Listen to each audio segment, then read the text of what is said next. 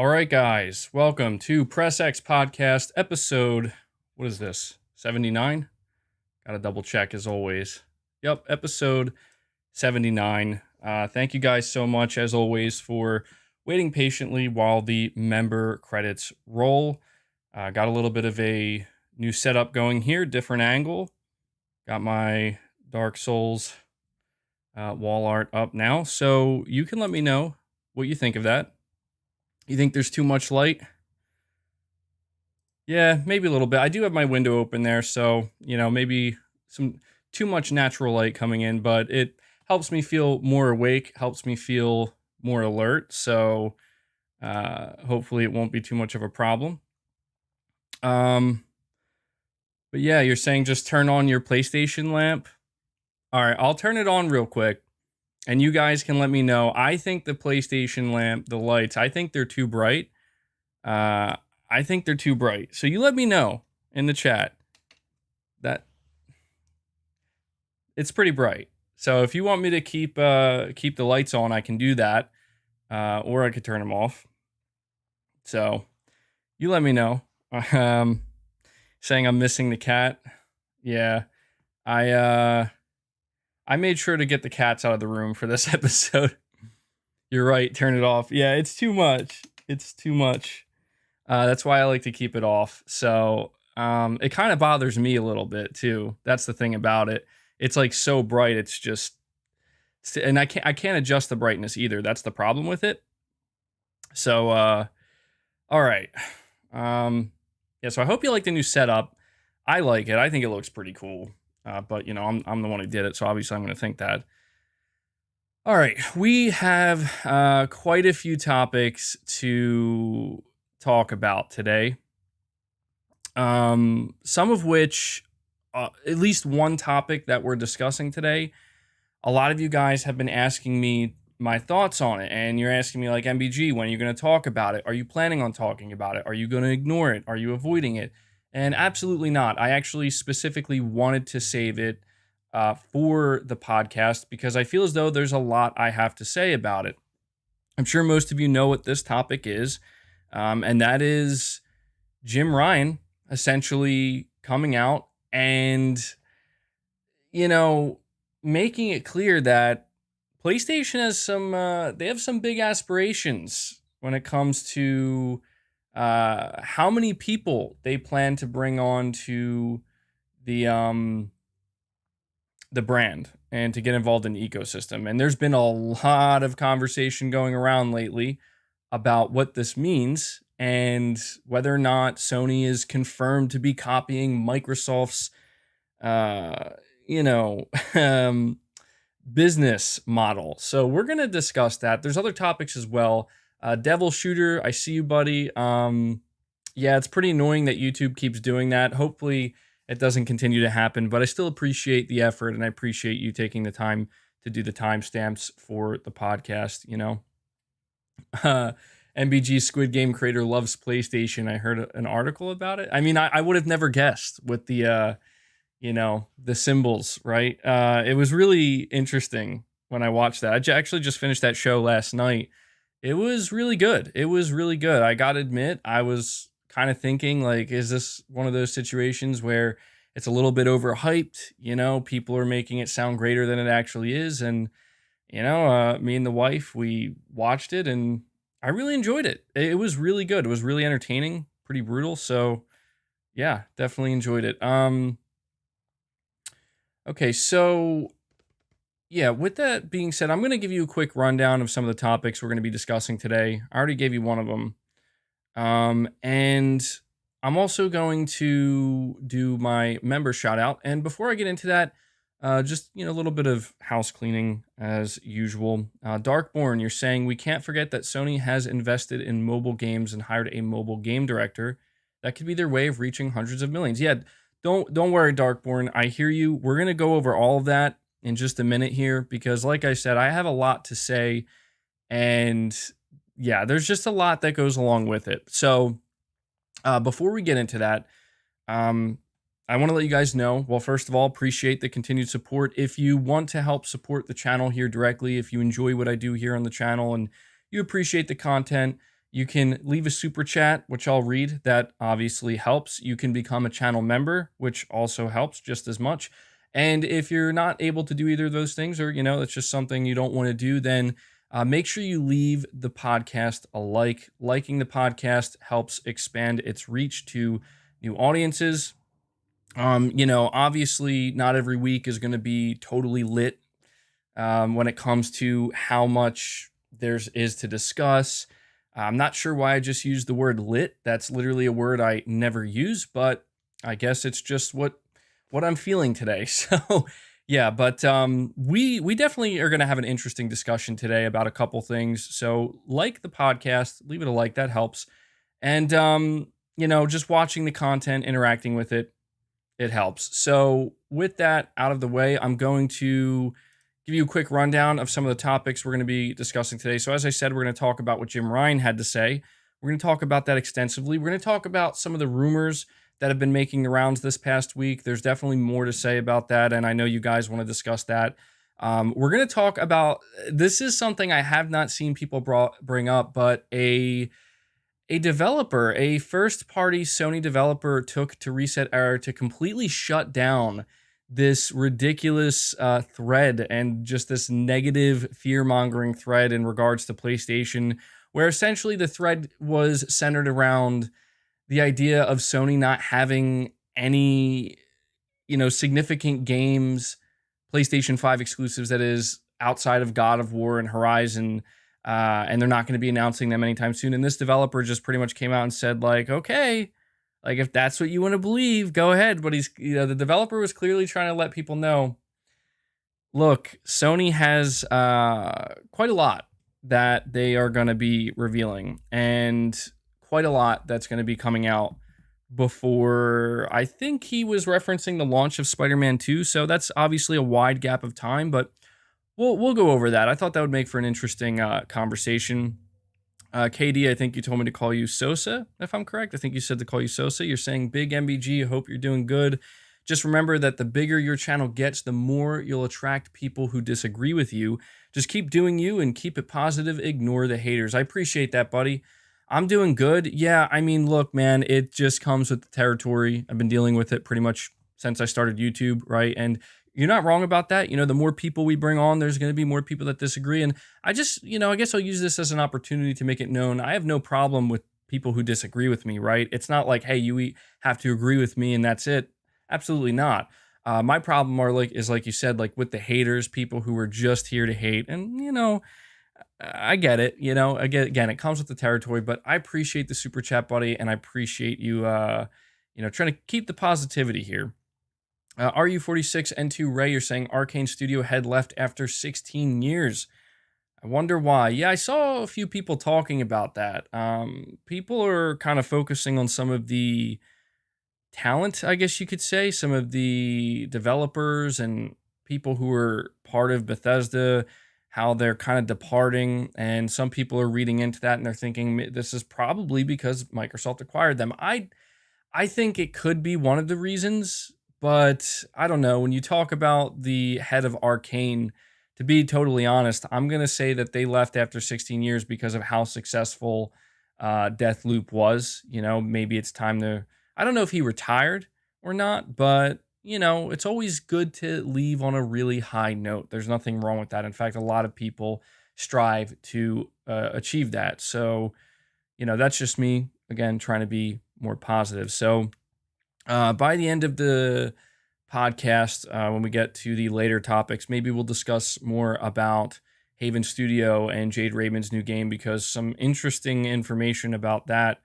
came out. And we're also going to do some community submissions if there's time for that. So yeah, let me do my member shout out now. Again, if you want to help support the channel directly, feel free to become a channel member. It goes a long way in helping me out. We have the Play Has No Limits Plus members. So big shout out to Junior Jackson, Samuel Payne, Josh Z, Agile Ice 24, Anthony Ramos, Skin Tight Salmon, PlayStation Pete, RU46N2 Ray, iSiler 18, Chlorian A is what I'm going to call you, because there's no way I can correctly pronounce your last name.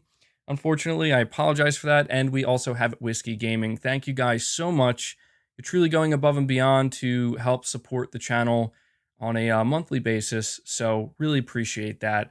And then we had Play Has No Limits, another high tier, and obviously very much appreciated. So big shout out to Avengers Endgame, Shark Gomp, John Renzi, Black Waifus, Adrian D, AWS Asher, Zanarkand Blitzer, Ivanoa Kachofel, Space Gambler Jr., AJ Saeed, Rune Gasoden, JDTV, Quantum Stardust, Sir Speaks a Lot, Shorty Faye, Ryan Butcher, Big Norman 0518, Shaky Shako, Tyson Webb 509, Black Manta 1989, Sayin JT, Brandon Chad Perez, and Adrian Lupton. Again, can't stress it enough. Really appreciate you guys going above and beyond to support what I do here on the channel. So thank you.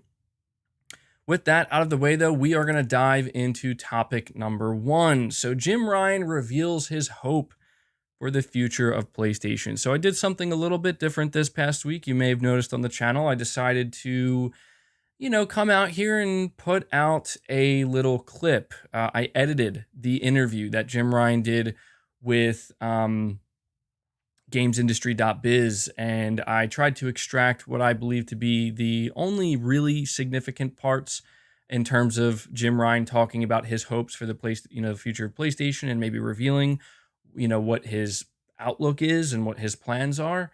And a lot of people, or at least a few people, were wondering, why didn't you do a commentary about it? Why didn't you give your thoughts on it? Again, I wanted to save it for the podcast. Really quick, Eric, you're saying, hey, MBG, what are your thoughts on the new Ghost Recon game? I mean, my God, man. My God, just stop. That right there is my thought. It's a single thought. It's just stop. We need to stop. Publishers need to stop with these half-baked attempts at taking something that's established and let's put a battle royale spin on it and then just pump it out. And it's not that, hey, the idea of Ghost Recon, and I'm just going to go on this little rant real quick. I feel like I have to. It's not that Ghost Recon isn't possibly a good fit for the battle royale genre, but it's when it's done so egregiously and so obviously, right? Where it's just like, hey, we just want to make money. We're just throwing this at the wall and we're hoping it's going to stick, and we don't want to do anything original. We're just going to put this out. And it's literally just offensive. It's just offensive to the fan base. And I'm not even a big Ghost Recon fan. I've played my fair share, but that's not really a franchise or a series where I'm like, I'm always waiting for that next Ghost Recon. But even as somebody who's not a big fan, I'm looking at it and I'm like, look, there's nothing wrong with the general idea of what you're trying to achieve, but it's the execution, right? It's just when it comes off so egregiously, we just want money. We're just hoping. We're just throwing it out there and hoping it succeeds. I mean, come on. There's a better way to approach it. And when I saw that, I was just shaking my head where I'm like, man, every day, I'm going to dive into this Jim Ryan topic, but I want to say this. Every day, I start to feel more and more confident in my decision to support PlayStation as a publisher the way I've chosen to do so, because seeing what's happening in the gaming industry, and pretty much across all industries, but it's happening with gaming as well, where it just seems like nothing is sacred anymore. Nothing is original, or very few things are. And quality, just more often than not, for some reason, and it has to be due to greed, making a quick buck, I guess, it just takes a back seat to let's just pump this out and let's just put it out and let's just hope for the best. Rather than taking our time, rather than taking the actual fan base into consideration, it's like, let's just see what we can get away with. And it just, every day I'm just seeing it more and more and more. And it just makes me that much more thankful. And I don't care what anybody says. I don't care what anybody says, because I get attacked all the time. Stop being a Sony fanboy. Stop giving Sony so much credit. No, I'm not going to, because they deserve it. I'm not saying Sony's perfect. Obviously, there's always room for improvement, and they make their fair share of mistakes at times. But what I will say is they get, and this I've always said this, and I will continue to say this, as long as they continue to do it, they get the most important thing right. And that is they put quality before all else. They take pride in their work. They take pride in their studios. They take pride in their product. Yes, they sell it at a premium price, but they're not out here slapping $70 on a game knowing that this isn't anywhere near worth $70 and the quality of it is not worth it. It's not a good game, right? They're not doing that. They tried to do that one time. They almost did it with Destruction All-Stars, but even then, Sony was cognizant enough to be like, you know what? This is a mistake. This game is not $70, you know? But more often than not, they're getting it right. And I just feel like I have to go on that, you know, I feel like I just have to make it known that when you see stuff like that, okay, that's what I'm trying to say is when you see stuff like, hey, Ubisoft, here's Far Cry 6, which, everybody's saying it's literally like the same game, right? Here's Far Cry 6. Oh, and here's a cash grab attempt at a battle royale Ghost Recon, right? And you just see that, and it's like, man, I really don't ever want to see Sony go down that route. That's why people are like they're so hard on Naughty Dog, where they're like, oh, like they're making this multiplayer game and nobody wants that and it's going to be a cash grab. It's like, no, I don't think that's what they're doing at all. Rizzle, you're saying Days Gone equals quality, LMAO. Yeah, you're right. You're right. I don't know why you're laughing. Go play Days Gone, buddy. Go play it on PlayStation, go play it on PC, and you'll see its quality. Now, if you're referencing the fact that the game launched in a somewhat buggy state, well, it's difficult for me to speak to that because when I played it when it launched, I barely ran into any bugs. But again, I'm not sitting here saying that Sony is perfect. I'm just simply saying that what we continue to see, it just highlights the problem. And the problem is linked to quality control. The problem is linked to, just a lack of care. Darth Snake, you're saying Ratchet and Clank is $70 and it's 10 hours long. It took me a lot more. It's way more than 10 hours, buddy. I mean, I think at the minimum, it's probably 20 hours. If you're going for the platinum, you could probably stretch it to 25, maybe a little bit longer. I mean, I guess if you're just like rushing through it, yeah, I mean, sure, I guess. But again, like I don't care about the $70 argument anymore. And I don't care to argue with people about it because all I will turn around and do is say to you, if you don't want to pay $70 for any game, Ratchet and Clank, Returnal, Horizon, God of War, whatever it may be, then don't do it. Save your money and be patient because the price of those games will go down. And so if you're somebody who wants to come at me and say, well, no, these games should just be cheaper, I don't know what to tell you. I don't know what to tell you. You can go tell Sony that you want them to be cheaper, but I don't think they're going to care. I think they're going to keep doing what's been working for them. That's all. So, anyway, I apologize for that rant. Well, I'm not going to apologize for it. I know you guys like the rants, but I just, I felt the need to just have this conversation because I just see this.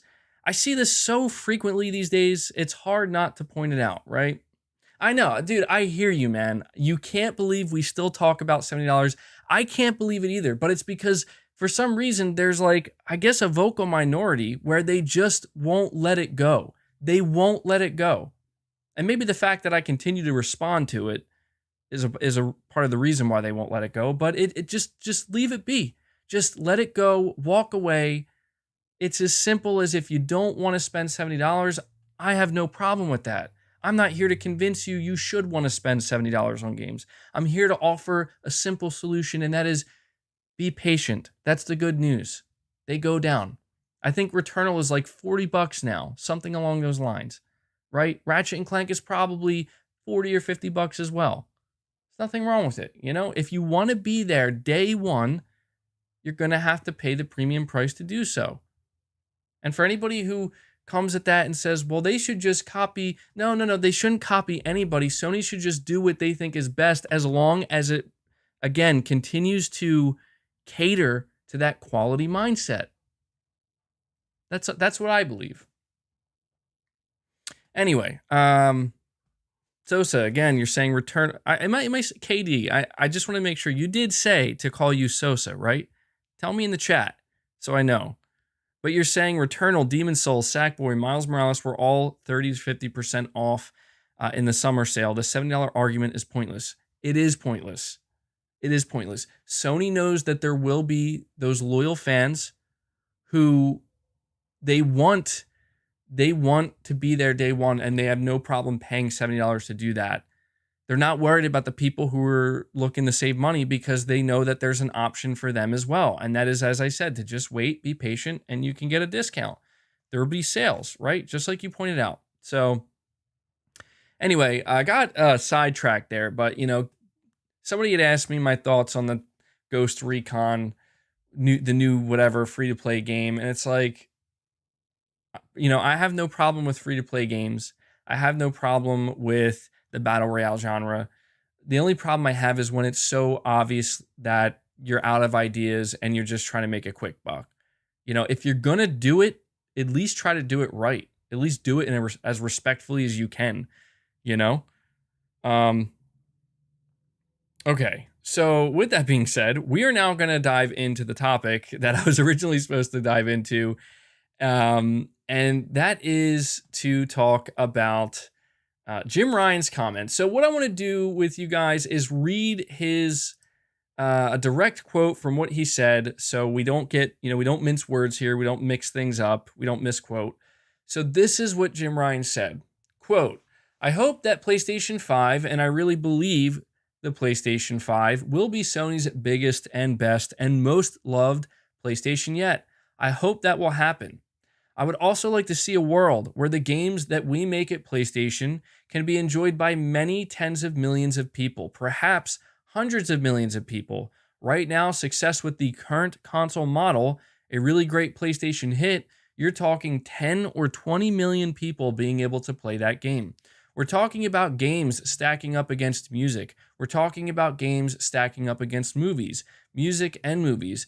They can be enjoyed by almost limitless audiences. And I think some of the art that our studios are making is some of the finest entertainment that has been made anywhere in the world. And to kind of gate the audience for the wonderful art, wonderful entertainment that our studios are making, to gate the audience for that at 20 or 30 million frustrates me. I would love to see a world where hundreds of millions of people can enjoy those games. So that is the direct quote, unquote. That is the direct quote from Jim Ryan that everybody's talking about. And for good reason.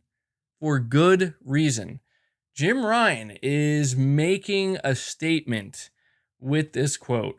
Some people are acting brand new, which is understandable. I know that people are going to jump to conclusions, and I've seen a lot of people with a lot of different reactions. I've seen some people saying that, no, Jim Ryan is not saying that the Xbox way of doing things is the right way. I've seen people literally come out here in my own comment section say that, oh, well, I guess this is it. I guess this is just PlayStation, making it clear that they're going to copy Microsoft. And I think that both of those takes are wrong. I think that it's not difficult to understand what Jim Ryan is saying here, but I do have a problem.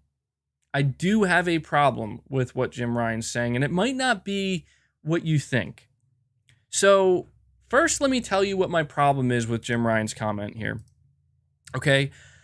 My big problem with Jim Ryan's comment is not that he wants to expand the PlayStation ecosystem, as in like bringing in as many people as they can, hundreds of millions of people. My problem is absolutely not with Jim Ryan and his desire to get more people to play PlayStation's games.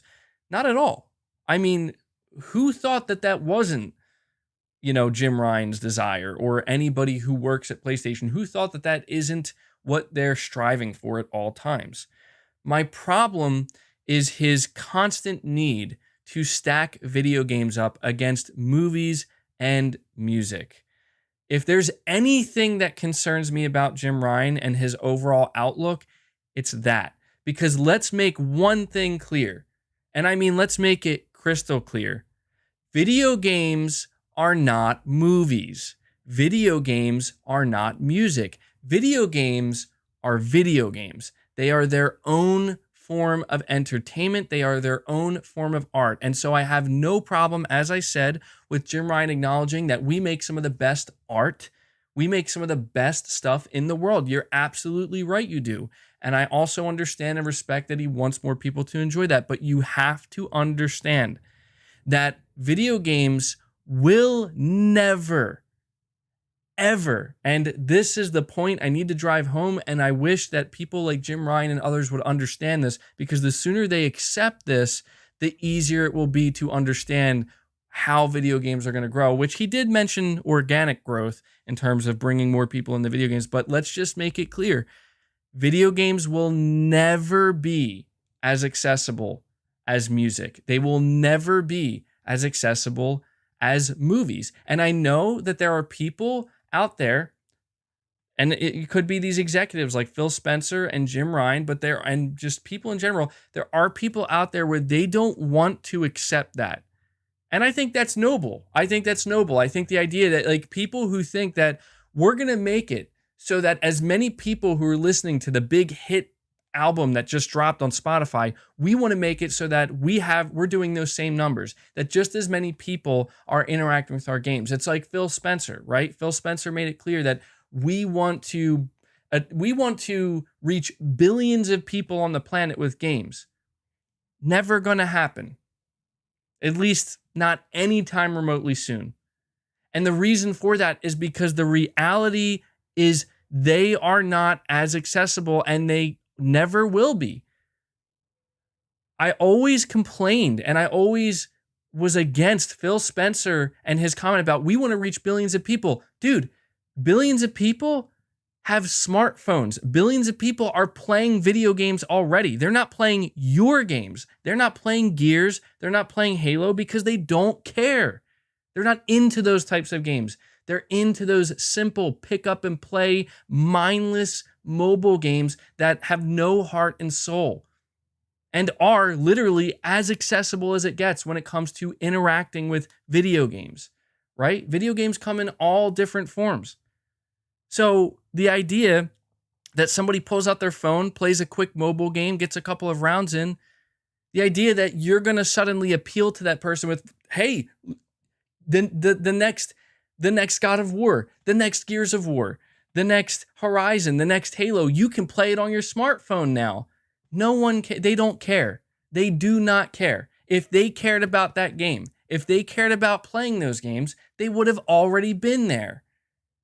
And I feel like what this conversation boils down to, and why it frustrates me so much, is we see people they have these aspirations that, again, I think are noble, where it's like, I get it. You want as many people playing video games as they are, as many people, the same amount of people, I should say, that are listening to music, that are consuming movies, that are watching movies on Netflix, but it's not going to happen.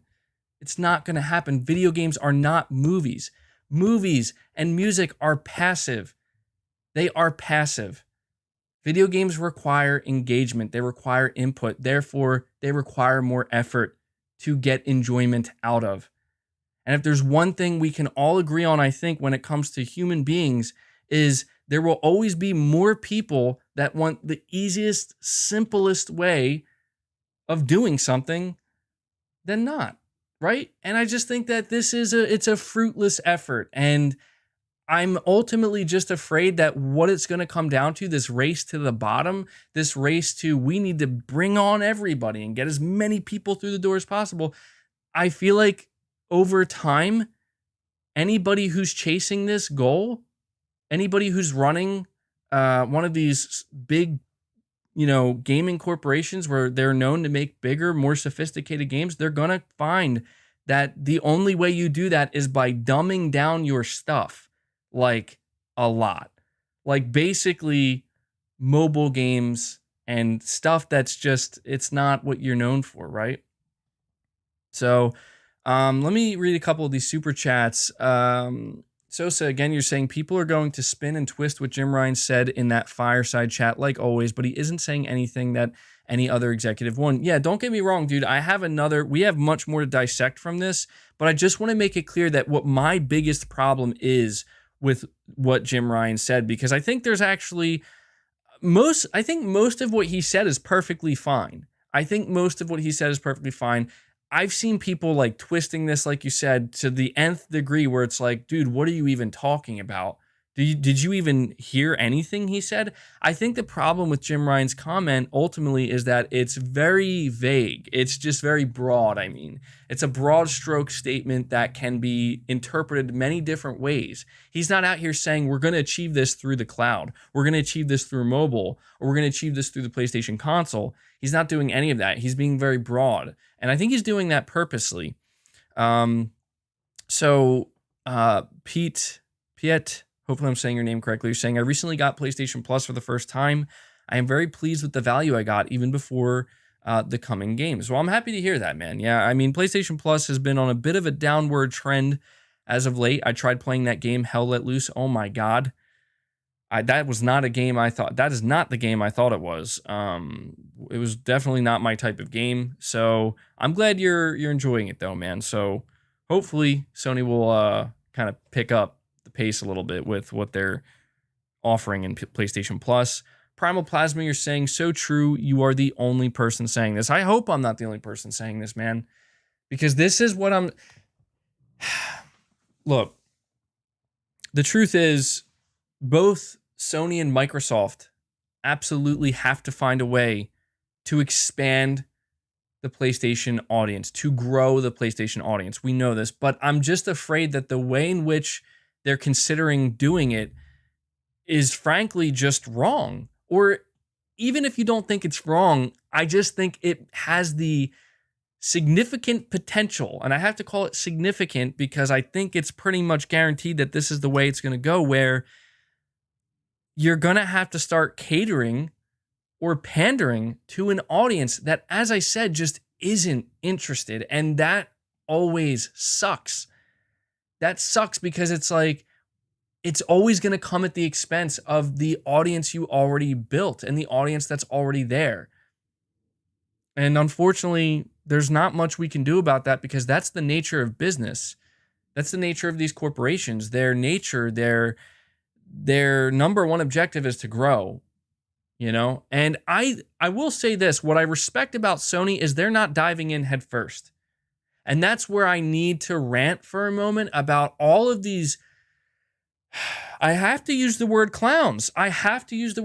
Because that's what they are, where they're like, well, there you go. Sony's copying Microsoft now, and Phil Spencer was right. And, you know, PlayStation's going to make their own Game Pass. It's like, you just took that and you ran, man. Like, you ran and you didn't even look back. That's absolutely, like, what the worst part is when people are like, well, I guess Sony's going to make their own Game Pass. And I literally am like, at what point did Jim Ryan even remotely allude to a Game Pass type model in what he just said? He simply said he wants hundreds of millions of people. Why are we assuming, and I'm serious, why are we assuming that Sony needs a Game Pass model to do that? The last time I checked, Game Pass hasn't even hit 30 million subscribers yet. So why are people out here being like, well, that's the way. Sony has sold more consoles through a console generation than there are subscribers to Game Pass. I'm just simply trying to highlight a fact here, which is, why do people assume, well, that's not a fact. That's me making a statement. The fact is, Sony has found success being able to reach 100 million players, but they have not found a way to get 100 million players or more to play their games. As Jim Ryan says, they've maxed out at maybe 20, 30 million, and they want to increase that. Why are people assuming that the only way you do that is through a Game Pass model? If I had to guess, that assumption comes from the fact that Microsoft puts their games, day and date onto a service like Game Pass. And if Sony were to do that, it would suddenly incentivize way more people to download whatever that service would be and play those PlayStation games. But my question then is, well, how does Sony justify, if Sony were to do that, if God of War Egypt, whatever, I don't know what that's going to be, I don't know what it'll be called, but if the third God of War is set in Egypt, and it comes out in like 2025 or something, and by that point, Sony's like, we have PlayStation Game Pass, or whatever it's going to be called, and you can play it day and date on anything, on PC, on a PS4, on a PS, it doesn't matter, right? You can play it anywhere. My question is, how does Sony justify the cost of that game? Unless this hypothetical God of War game that's going to be on a hypothetical non-existent service, unless they cut back the cost. Jim Ryan literally said, and I think he said this at some point last year, he was asked how Sony was going to compete with Game Pass, or if Sony would consider a Game Pass model, and he literally said, and I understand that Jim Ryan, I know that we have to take everything he says with a grain of salt, but I mean, he just flat out said, there's no way we could do that. We can't justify that because our games are too expensive. And it sounds to me like the only way Sony could ever justify doing something like that is if they literally reduce the cost of their games, which would inherently reduce I don't want to say the overall quality, but it would reduce the size, scale, and scope, which I think if you think about the core PlayStation audience and what they go to Sony for, that's what they go there for. Yeah, we like our smaller offerings like Bridge of Spirits, right? And, the upcoming Sifu and stuff like that. And even, some games like Concrete Genie and Dreams and stuff. But let's be real, like the majority of the core PlayStation fan base, we're going to Sony because we're looking to eat good. We're looking to eat those big steak dinners, right? A premium steak that's you're going to take your time with, that you're going to get lost in. Games like Ghost of Tsushima, God of War. Like, I'm still playing Ghost of Tsushima, and I played it so differently this time around, and I'm like, I can't believe it. Like, I can't believe how massive this game is and how much time I'm spending in it just to do everything that's on offer. You can't make those types of games and find financial profitability in a service unless that service has numbers that are just so large. And that's what Microsoft is trying to go for. And I don't think Sony will ever follow them unless Microsoft finds that success. Until Microsoft hits 100 million Game Pass subscribers and every game that they're putting onto it is justified because they're just making an insane amount of money through the subscribers. Until Sony sees that actually work and unfold in front of their eyes, they're not going to follow it. That's my take on that. And I have to go on this rant. I know we're talking about Game Pass again, but I have to go on this rant because this is what people have been jumping to with this comment. And I understand why, but you have to realize that Sony being able to speak to 100 million or more, hundreds of millions of people with their games, that does not have to come in the form of a Game Pass-like model. It absolutely doesn't. And I think people need to understand that. Okay, so we have Primal Plasma. You're saying, I can tell that Phil Spencer doesn't see the difference between mobile quality and console quality games, but Jim Ryan does. I'm going to be honest, like I actually think it's the reverse, believe it or not, Primal Plasma. I think that Phil Spencer absolutely knows the difference because I think Phil Spencer is more of an actual gamer and he plays games much more so than Jim Ryan does. And I think what happens is, I think Phil Spencer is convinced, excuse me, I think Phil Spencer is convinced that he will be able to achieve financial profitability with AAA games in a service eventually. And he might be right, but the problem with that is it takes time and it's unknown territory. It's uncharted territory. They have to actually map it out and go through it to figure that out. Phil Spencer's playing a risky game, whether anybody knows it or not. I know that if you go to like certain Xbox YouTube channels, they'll tell you Xbox got it. They know what they're doing. It's a guaranteed thing. It's absolutely not.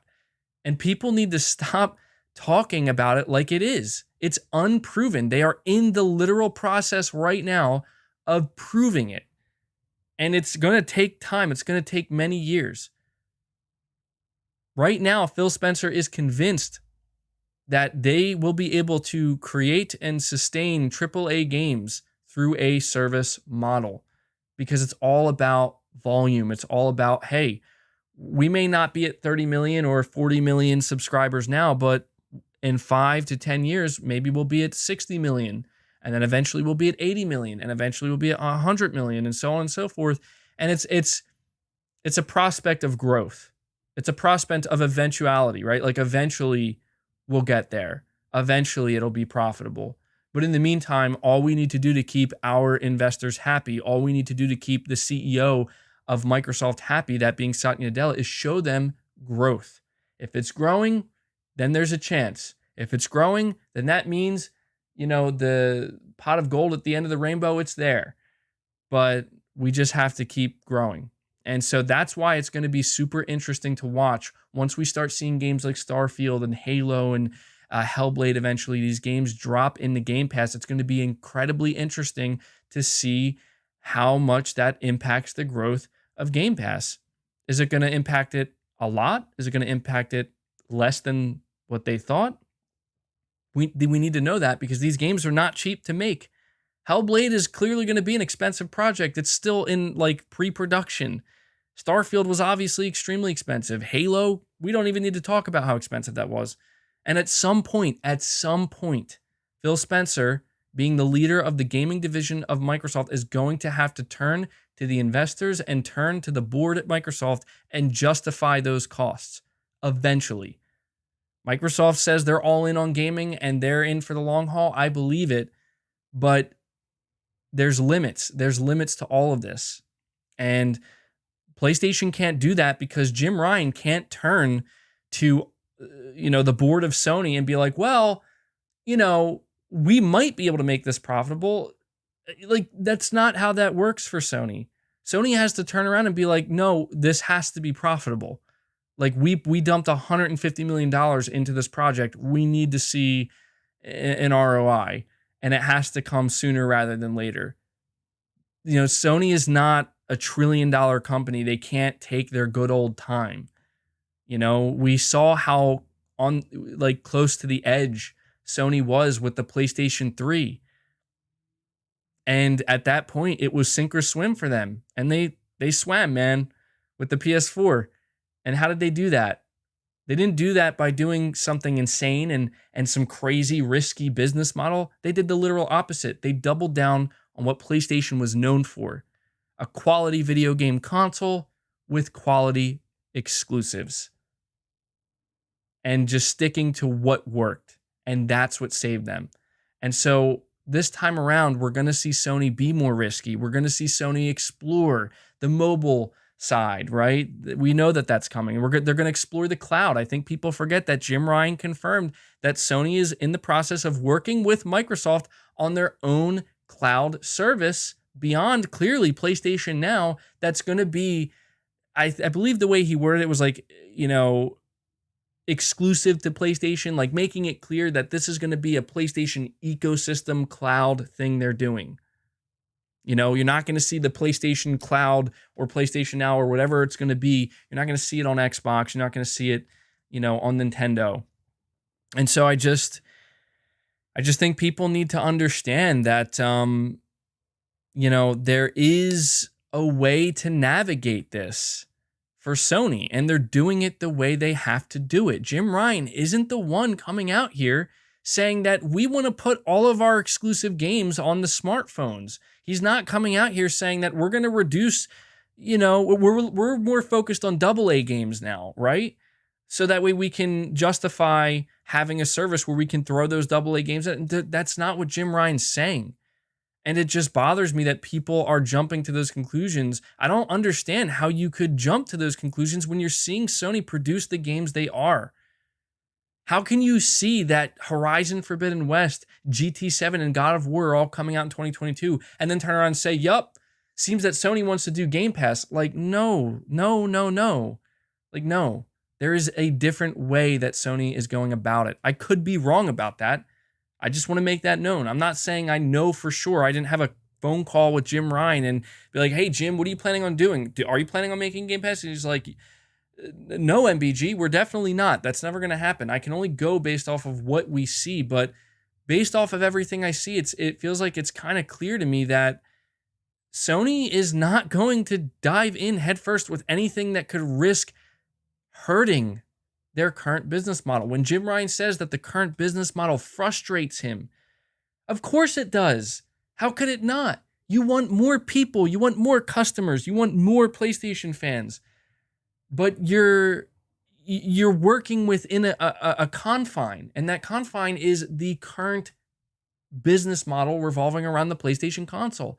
Jim's not dumb, at least I don't think he is, and I don't think anybody over there at PlayStation is dumb enough to think that, well, what happens if we decide to stop focusing on AAA game development? What happens if we decide to stop focusing on the console so much and we start focusing on all these other areas because we believe that that's where the biggest growth potential lies? I mean, it doesn't take a rocket scientist to come to the conclusion you might risk pissing off your fan base, and that could have some serious negative ramifications and repercussions. I mean, just look at how the PlayStation fan base was this entire year. They wanted to shut down the PS3 storefront, and the people lost their minds to the point where Jim's like, no, we're not doing that. Our bad. We're going to keep it open. And people are out here thinking that Sony's just going to come out here and be like, yeah, we're not doing exclusive games anymore. We're just going to put our games everywhere because that's what'll be I mean, people don't know what they're talking about is the point. They don't know what they're talking about. And they leave comments and they go online and they want to make it seem like they know what they're talking about. At least me, even if somebody says, well, MBG, maybe you don't know what you're talking about, at least I'm willing to sit here and be like, hey, I could be wrong. My take, my read on what we're seeing could be way off the mark. At least I'm willing to say that. But I've seen some clowns come out here and being like, no, Microsoft's right. It's guaranteed. Like, dude, it's not guaranteed. Do you remember when Microsoft tried to tell you Zune was the next big thing? Do you remember when Microsoft tried to tell you that Windows Phone was the next big thing and Microsoft was 100% behind those things? How'd that work out? Yeah, it's not guaranteed. They're forging the path. They're trailblazing. And I got to admit, I like it. It's necessary. That's what you got to go out there and you got to try. But just don't be surprised if when you're out there trailblazing, you hit a wall because you realize, oh, actually, this isn't working. This was the wrong path. I'm not saying that's going to happen. But people need to stop talking in such a way where it's like, yeah, I come from the future and Game Pass really is the future. Let me tell you, I come from the year 2028, And PlayStation has their own version of Game Pass. Could that be the future? Of course it is, but we don't know. All right? What we do know is what has worked up until this point. What's so fascinating to me is that what has worked up until this point seems to not be good enough for Sony anymore. They've hit a plateau, and that is the fascinating aspect, because what you are going to see is them experiment. We're already seeing that. Here's something interesting I want you guys to think about. For those wondering, why is Jim Ryan looking to shake things up more so than what we've seen other PlayStation executives do in the past? Why are we seeing Jim Ryan do that? Here's something I want you to think about. Do you guys remember how incredible last generation was for the PS4? How strong of a start the PS4 got off to? And it was like, oh my God, like, talk about a comeback on a level that we've never seen before. And PlayStation was just stomping Xbox, dude, mercilessly. Nothing could stop them. And that continued all throughout the generation. Some of the most successful games ever, right? But here's the crazy thing about it. The PS4 has still not sold more than... It has not hit that 150 million point yet. It's actually not even close to it. I think it's at 125 or 130, somewhere in that ballpark. And it seems like they're pretty much coming to a stop, right? And that's it right there. If you want to know why Jim Ryan is so hyper-focused on how do we continue to grow, it's because the console market has seemingly reached its saturation point for now. I think that this entire generation, if you really want my honest thoughts, not that my thoughts so far haven't been honest, but like my real, if I had to just whittle it down, like what do you think Jim Ryan is trying to say with this comment? What do you think PlayStation is going to do over the next couple of years? Here's what I honestly think. I think the reason why Jim, with that quote, it was such a broad statement and there was very little that was said by Jim that could be looked at as something definitive, right? He starts it out by saying, my hope is that the PS5 is our most successful console ever. My hope is that the PS5 basically is the best PlayStation console ever. He's talking about sales, guys. That's what he means. He's not talking about UI features. He's not even talking about games. I mean, maybe he is to an extent, but he's talking about sales when he says that. What that translates to is, I hope that the PS5 ends up being the best-selling PlayStation console ever. And then he follows that up by saying, but I really wish and I really hope that we can get hundreds more millions of people, tens more millions of people to play our games. What Jim Ryan is ultimately saying here, it's very simple, okay? And if you really need to know what he's trying to convey with this comment, I'm going to break it down for you right now. This generation is the experiment. This generation is the test. Sony wants to see if they can actually get past the PS2 with the PS5.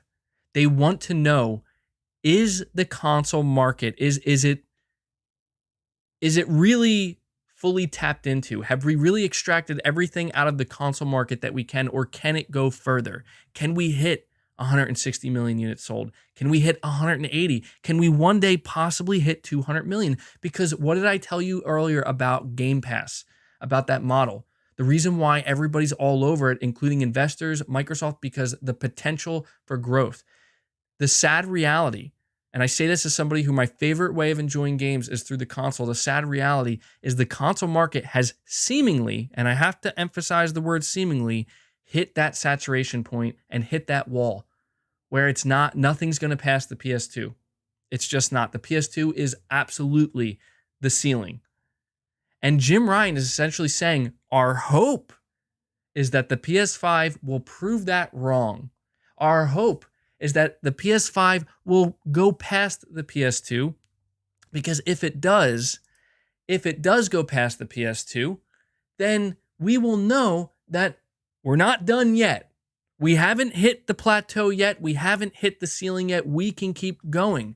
And therefore, there's more to tap into. There's reason to double down, to continue to double down on this specific model, and we don't need to look towards other models for growth. And then Jim also says, but in case that doesn't happen, we can't just bank on that. That's what he's trying to say.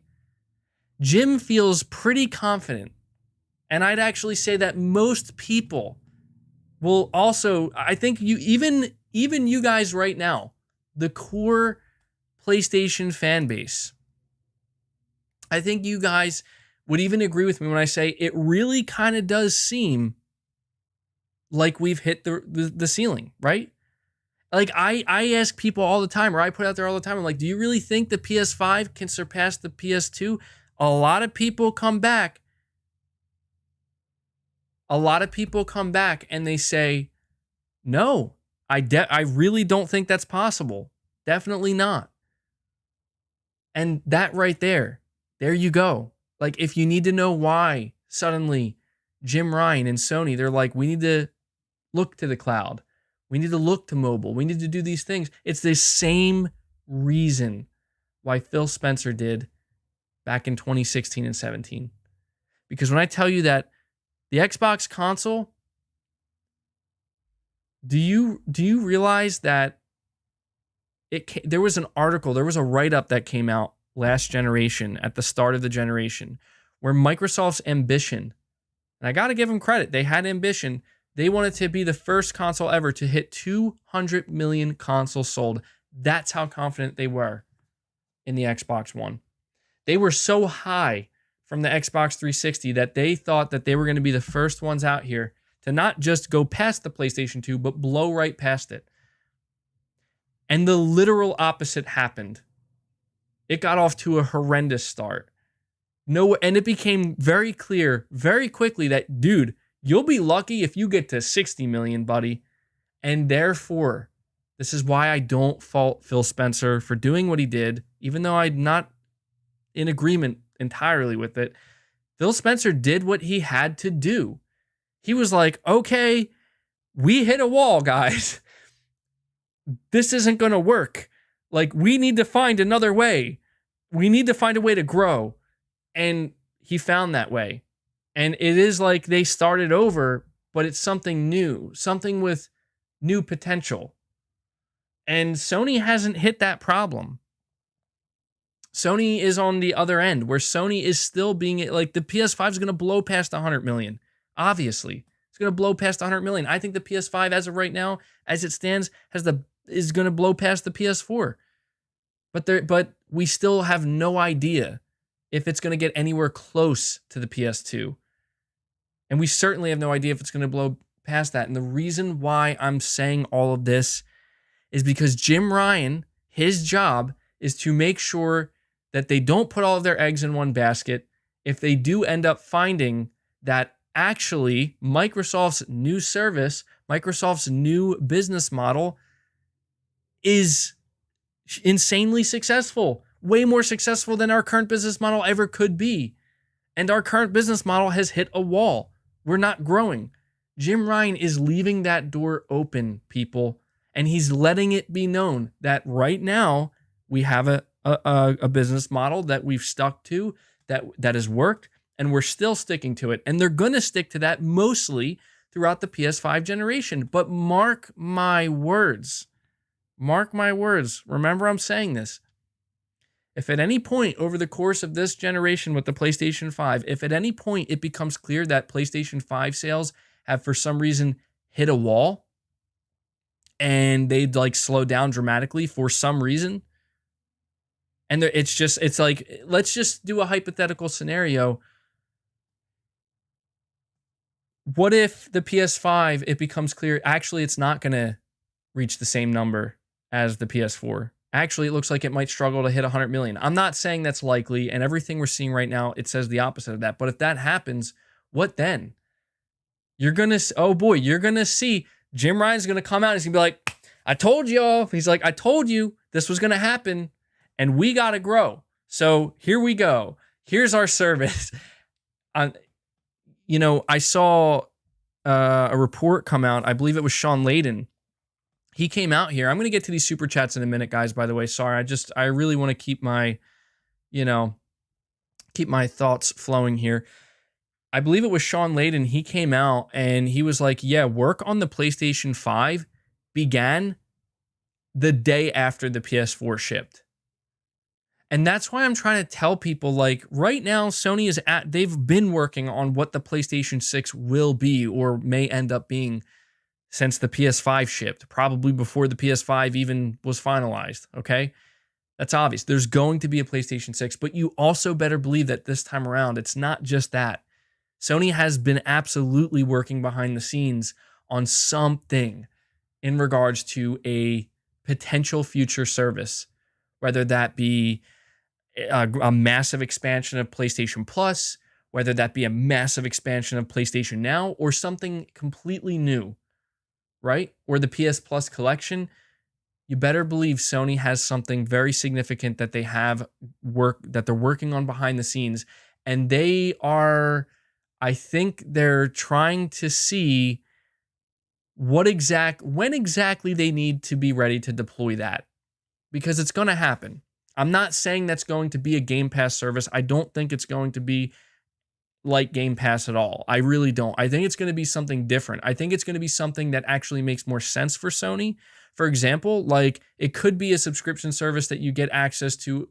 Basically, let's just look at the PS Plus collection, something like that, where over time, more and more games, almost like a vault, that once they're kind of not new anymore and they've went through their life cycle, they become available in that vault. And that vault is accessible on PC and through the cloud, and maybe even on mobile devices through the cloud. So yes, if you want to say, well, okay, maybe Sony isn't considering copying Game Pass, sure. But you know what I think they might be considering copying, and I think they are, and it's obvious, is Microsoft's mobile effort and their xCloud effort. I agree with that. I think actually that is really what Sony is working on right now. Anyway, I've been going on long enough. Let me get to some of these super chats, making you guys wait. Tom R, you're saying, spitting so many facts, I don't think I can take it. Remember, PS2 and PS4 sold over 100 million.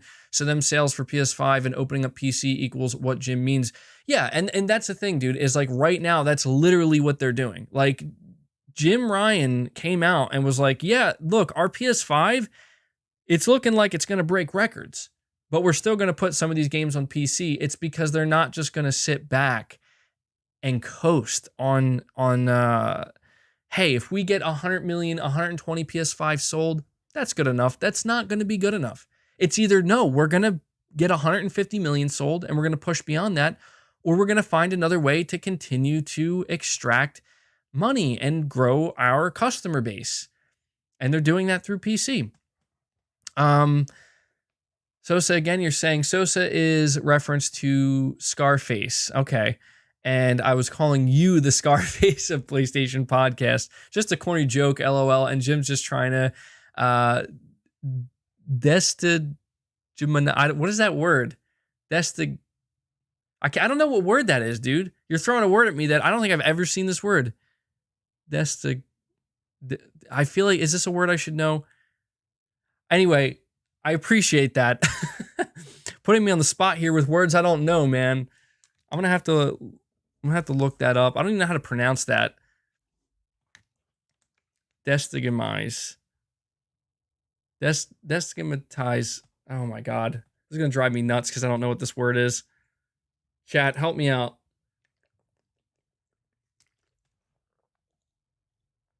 Oh my god. Destigmat. Jesus. Okay. Why? Why? Destigmatize. Oh man.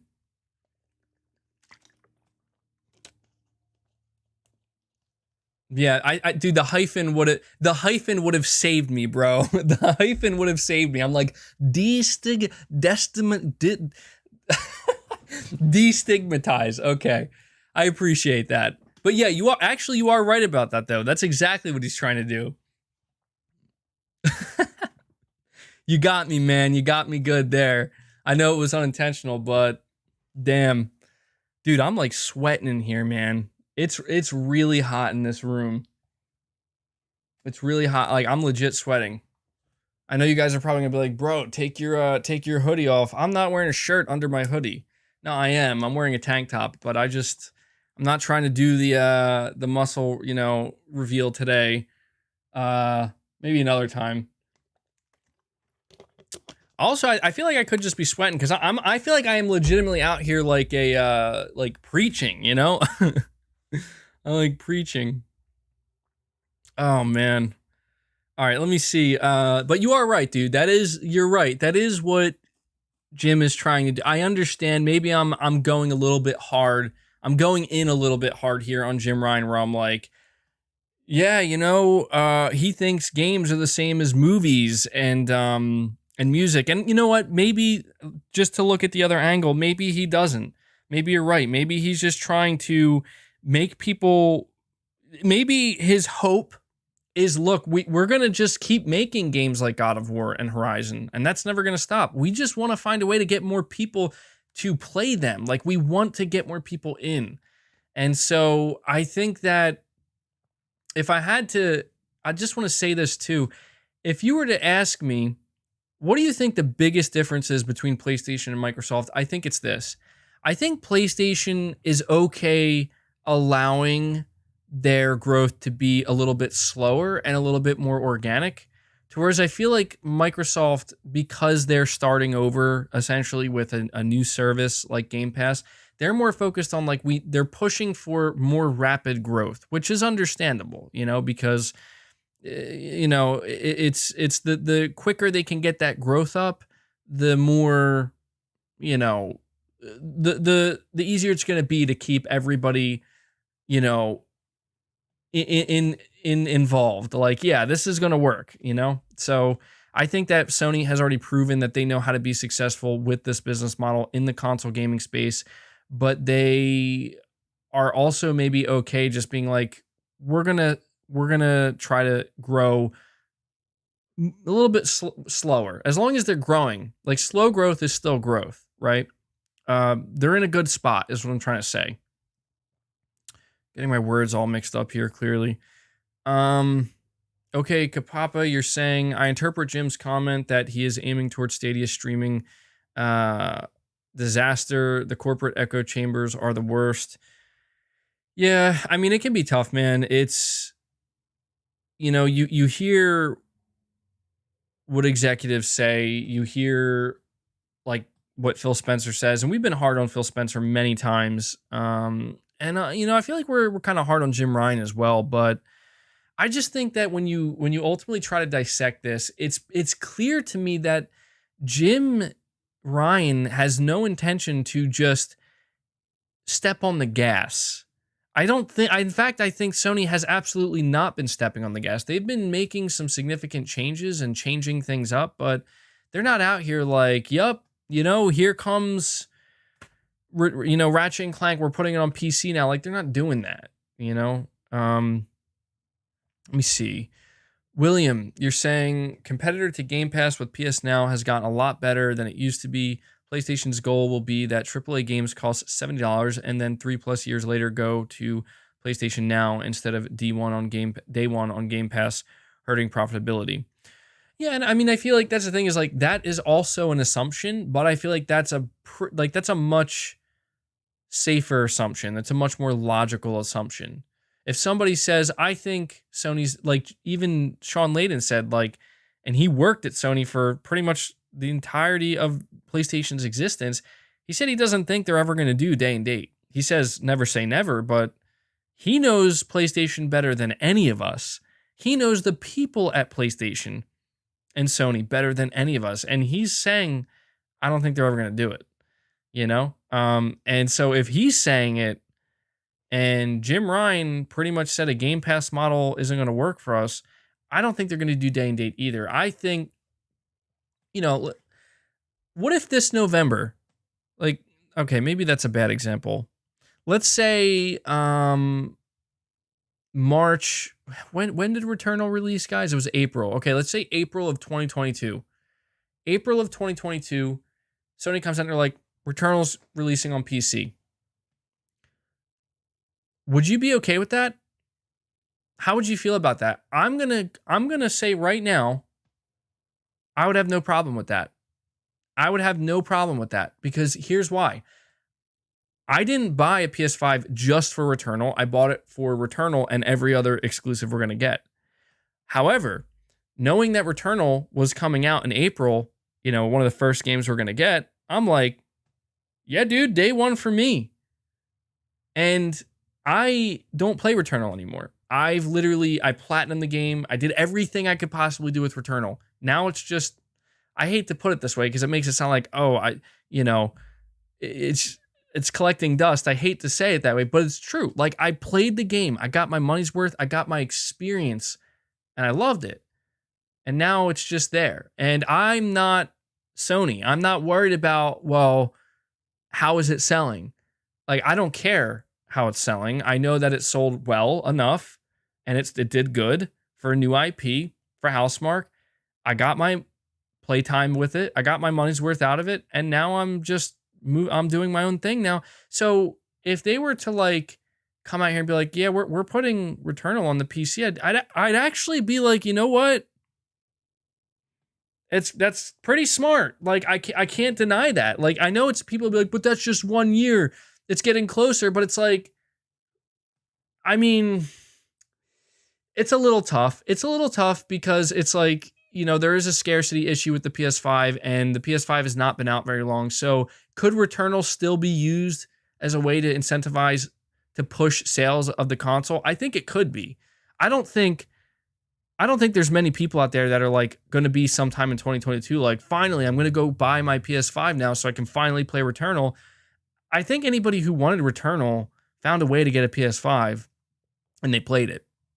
You know what I mean? I really do think that. So I don't, it would just be interesting to see. I guess what I'm ultimately trying to say is I don't think if Sony were to put Returnal, and this is just a hypothetical, nobody's saying that this is going to happen. I'm just looking at it from different angles. If Sony were to put Returnal on the PC in April of 2022, and it's only been out for 1 year as a PS5 exclusive, I think that would be fine. I don't think anybody is buying a PS5 in mid 2022 just for Returnal. And I feel like anybody who's buying a PS5 in mid 2022 is doing so likely for Horizon or God of War. And I think that games like that would take way longer to come to PC if they ever were to. So, but yeah, I was just curious what you guys would think. Like, would you care if Returnal went to PC? John, you're saying, I like the new gaming corner camera setup. Well, thank you. I'm glad you like it. Yeah, I think it's a better angle. I was able to show more of my stuff here in the background. Just looks maybe a little bit more professional. So I'm glad you like it. D-Dog, you're saying, let me see. You're saying, I compare console gaming to the yacht market. It's a niche luxury. Only so many people will ever purchase a yacht, no matter how much they lower the price or try to make it appealing to the masses. Yeah, I mean, yeah, I guess that is a good way of looking at it, man. I guess that's what it boils down to ultimately is, I think when you look at PlayStation's DNA, that is their greatest strength, in my opinion. I know that not everybody agrees, but to me, it's like, that's what makes PlayStation so amazing to me, is they are this premium experience that they focus on quality. They have pride in their product, and they know that their product is worth a good chunk of change, and they're not afraid to ask for that. And I ultimately feel like that's what speaks to me. That's what I want. I want a good product, and I'll pay for that good product, and that, you're right. I guess maybe that's not going to, that's how do you alter that? How do you make that more appealing to a wider audience? Should you? I don't know. Katie, you're saying you got Xbox fanboys salty as hell in the chat. LOL. Yeah, dude, I'm going to be honest. I usually just kind of pay attention to the super chats because my chat, I don't know why it's so toxic at times, but I seemingly can't do much about it. Like, I can't, stop those people from coming in and just saying what they want to say. Ivan Noel, member for 3 months, buddy. Thank you. You're saying, I think it is possible PS5 could surpass PS2 numbers. Do you think it is possible in 3 years Microsoft drops consoles and struck a deal with Sony to release Xbox games on PlayStation? I mean, I think that's too soon.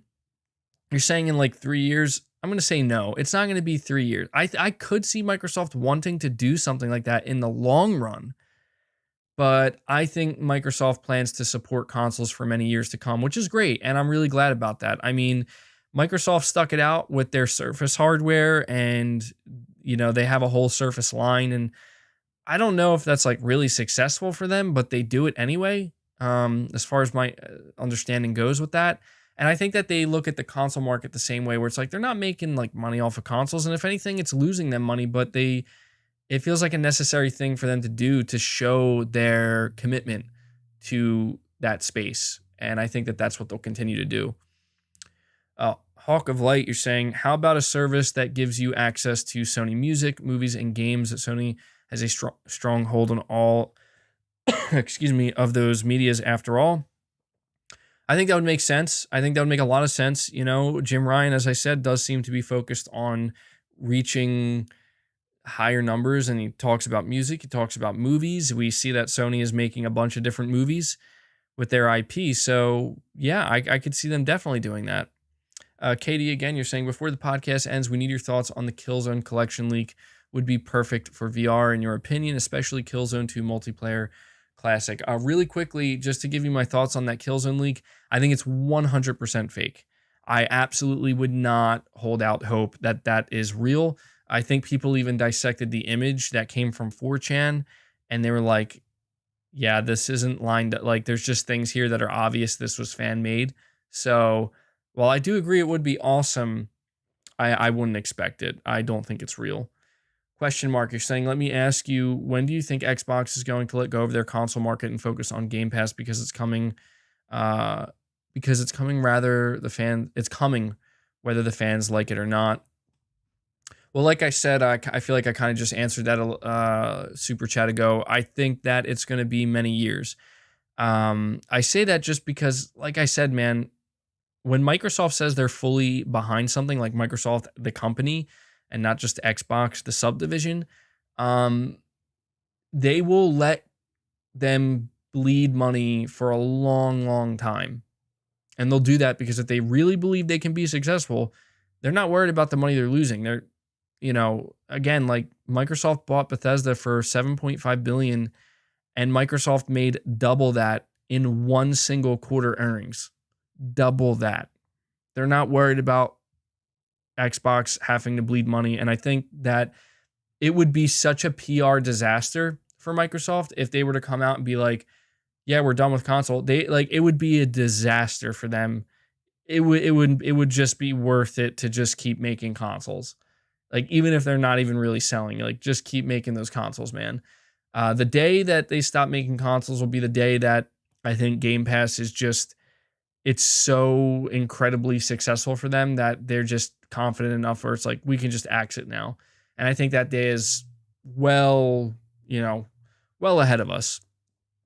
But you're asking me, like, or you weren't asking, but you're saying you think it's coming whether fans like it or not. I mean, you could say the same thing about PlayStation, man. I'm not trying to be negative, but let's just be real here. PlayStation came out and they said when PlayStation and Sony were asked if the PS5 would be the last console generation, I think it was Hiroki Totoki, I think. It literally came out and said, like, we don't know. We have to see. Like, we have to see how the PS5 does. Phil Spencer came out and literally said, like, they plan to make console hardware for the foreseeable future. I'm just saying, like, that's the reality of it, man, is Sony was more hesitant to commit to hardware, which sounds blasphemous and insane, than Microsoft was. And so that's why I'm saying it's like, you just got to think rationally and think, does Sony actually have any reason to stop making hardware? No. Does Microsoft actually have any real reason to do so? No, they don't. So, by the way, guys, do me a favor. We have over 750 people here hanging out with me. Be sure to hit that like button for me. Let's see if we can get to 500 likes. Thank you for the super chat, Drive By Joe, saying #1 fan. Tom R., you're saying Sony wants the gaming model to be similar to how movies work. Day one, AAA games, it's like going to the cinema. Then once sales die, stick it on streaming. Yeah, I mean, I think that could be a viable pathway for Sony for sure. Sorry, guys, I need to voice is already starting to go. But yeah, Tom R., I do think that is a very viable option for Sony. Whether or not that's actually what they plan on doing, we don't know, but that could be what Jim Ryan's hinting at for sure. Josh Z, member for 18 months. Thank you so much, man. In it for the long haul. Saying Sony is going to be the next company to create a hybrid console like Nintendo pioneered with the Switch. That's the future of gaming consoles for all companies. I firmly believe that. I think it's certainly possible, man. I feel like, I don't know that would be the only offering. Like, if Sony, like the PlayStation 6, would it be a hybrid console? I don't think so. What I could see Sony doing is kind of the way they approach VR, where it's like we have our base home console, and then maybe they'll re-enter the handheld market, and it'll be, I don't know, maybe like how Microsoft has the Series S right now, where it's like the cheaper companion. It'll basically be like the Vita 2, where it's like or the Series S, but a handheld, right? But for PlayStation, I could see that. I think that's possible. I don't know how likely it is, but it's definitely possible. William, you're saying the new cloud service is the AAA games, $70. 3 years later, it goes to a new cloud service, which would include not just video games, but also anime and movies, combining PS Now, Funimation, Crunchyroll, and Crackle into one. So I want to bring something up here. that I haven't seen anybody mention. All right. And I'm going to blow your mind right now. You ready? So I'm going to go back to the Jim Ryan quote really quick. And I just want to read the part one more time. I want to read it. He says, and to kind of gate the audience for that wonderful art, wonderful entertainment that our studios are making, to gate the audience for that at 20 or 30 million frustrates me. I would love to see a world where hundreds of millions of people can enjoy those games.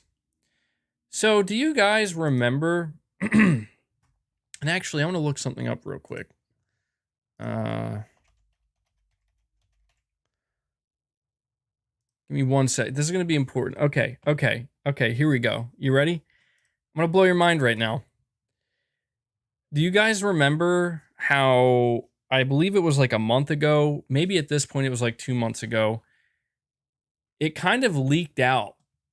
It wasn't leaked out, but it was data mined that there was PlayStation imagery inside of, what was it? The Netflix mobile something. Like Netflix made it clear that they're getting involved in gaming, and people data mined it, and they found Ghost of Tsushima. They found the DualSense. I'm going to blow your mind right now. I'm not going to say I'm sure, because I'm not, and I don't even feel that confident, but it wouldn't surprise me in the least if Jim Ryan is basic, like that is his hint. Hey guys, we're not doing a Game Pass service. We're not making, like everybody says, well, what? It sounds like Sony isn't planning on transforming PlayStation Now into this clouds, into this big service. It sounds like Sony's working on something else. Jim Ryan has seemingly been hinting for some time now that they're working on something else. What if that's it? What if that's it right there? Sony's big play, and their big plan is we don't need to make our own service. We're going to partner with Netflix. Now, for those wondering, Netflix's current subscriber count as of Q2 2021 is roughly 210 million subscribers. So if you're Jim Ryan and you're thinking to yourself, I'd really like a way, I can't do his voice, but I'd really like a way to get these games like Ghost of Tsushima, right? It's just not selling the same, right? It had its time. Or The Last of Us Part 2, they just put it on PlayStation Now. What if you partner with Netflix and boom, just like that, I'm not saying it's going to happen. I'm just saying data miners found it. For some reason, Ghost of Tsushima and the DualSense imagery, the images of the DualSense controller were just sitting there for Netflix, just sitting there. Do you have any idea how big that would be if Sony were to come out and announce a partnership with Netflix and suddenly 209 million people, 210 million people had access to Ghost of Tsushima, had access to Horizon Zero Dawn, had access, and they did it through the cloud. I mean, the only advantage, the only two advantages that Game Pass would have left at that point are you can download the games from Game Pass, which is a big deal. I will admit that's a big deal. And the fact that their first party games drop day one. But my God, dude, if I were Phil Spencer and if I were Microsoft, I would be crapping my pants, dude.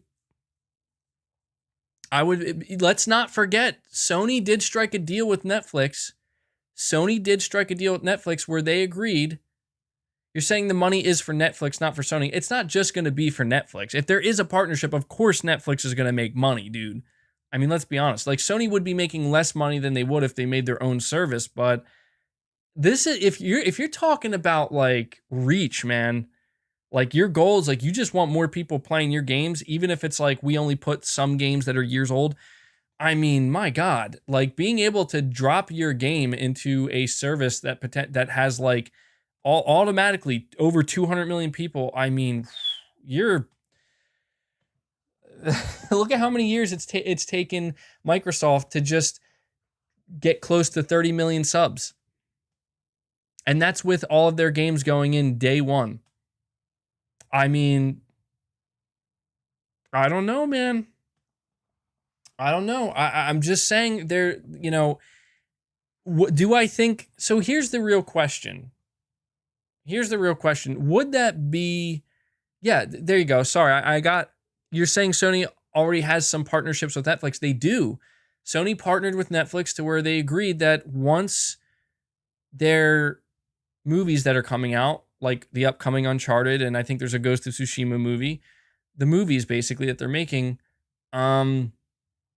they're going to have them launch into, they're going to be available to stream right through Netflix. So there's already something there. I don't know, man. Like, if you're Sony, what sounds like a better idea? Going to Netflix and partnering with them, or trying to grow like something like PlayStation Now? I mean, I feel like logically it's like, well, you want to grow PlayStation Now, but what if that's it right there? What if the partnership is we're integrating PlayStation Now into Netflix, and PlayStation Now is just literally a part of Netflix? I know I'm going like way out there with this speculation, but it kind of makes sense, man. Like it really does. Cause I've been thinking for a while, like here's another question. How come Sony has done nothing with the PlayStation Plus collection? I was pretty convinced that Sony was going to do something to grow the PlayStation Plus collection. They haven't touched it. They haven't even talked about it. They haven't acknowledged it. It's just there for anybody who wants it. I don't know, man. I don't know. That would be like, I'm going to tell you right now why I think, all right, I want to say this right now. I'm going to tell you why I think Sony would choose to partner with Netflix. All right. I think Sony would choose to partner with Netflix as a failsafe. Okay. I think Sony would choose to partner with Netflix as a failsafe because obviously Sony is paying attention to Game Pass. And obviously Sony is aware that, Microsoft is all in with Game Pass. And Sony's sitting back and they're watching and they're like, as I said earlier, is this going to be the next big thing? Is there a chance that Xbox could grow their subscribers to 80, 100 million? Right? What does Sony do if suddenly they do that? What does Sony do if suddenly Microsoft in the next 4 to 5 years just basically eliminates their model? By that I mean basically kills Sony's current model, or at least makes it seem way out of touch. So if they were to do that, I mean, I just think that I could see Sony being like, if we can partner with Netflix now, we don't have to do anything crazy. We don't have to do day and date, anything like that, but we can just offer some of our games to start out with. And PlayStation is now part of Netflix's gaming. Like that, they're basically how they're doing their gaming, right? If you think about it, if that day were to come where suddenly it's like, dude, Microsoft is stepping all over Sony. All Sony would have to do is, and again, this, when it comes to the financial situation behind this, that's where it turns into a nightmare. It turns into, you're saying, dude, stop assuming, dude, you are wrong multiple times in the past. Dude, this is literally just pure speculation, man. I'm not assuming anything. I'm just putting out a scenario. Just keep that in mind. I'm not saying this is going to happen. I'm just saying, like, it could be a good fail-safe is all I'm trying to say. It could be a good fail-safe where it's like, okay, we're part of Netflix. We have access to over 200 million users. Suddenly we're going to strike a deal with Netflix. We're going to split split it a certain way, split the percentage of revenue or whatever, and we're gonna drop our games. Now we're gonna drop our games day and date. You know what I mean? I don't know. I'm going off the rails with this, but I just wanted to bring that up because I just thought it was interesting that, you know, Jim Ryan's like, we want 100 million people. We want hundreds of millions. It's like, okay, I'm not saying, I'm just saying. Yeah, there you go, Nikki. I'm not saying, I'm just saying. We'll see. We'll see what happens. All right. Teasy from We All Made PlayStation Nation. T-Easy. You're saying number one is talking about GEO, Japanese largest retail store, has stopped selling Xbox Series consoles due to Game Pass. The story has been out for a week now. Oh, dude, yeah, okay. So the problem with that, I need somebody to tell me, where do I find this news? I looked this up. People kept telling me like, hey man, when are you going to talk about the fact that Japanese retail chains have stopped selling the Xbox console due to due to Game Pass? And I looked up, I couldn't find it anywhere, but people were showing me, or they were telling me this, and I'm like, what? Like, are you kidding me? Are you kidding me? Is this true? Is this real? I don't know if this is real. I couldn't find it anywhere. I'm looking to the chat to help me out with this one. Don't post any links in the chat, by the way. It won't let me click it. Ivan, know what you're saying. In the future, it'll be that movie Ready Player One. Yeah, I can see that being the future. It's an article on Game Rant. All right, I'm going to check real quick. Game Rant.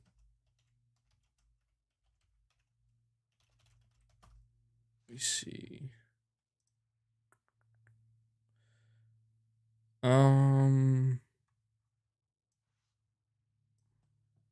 Not seeing it.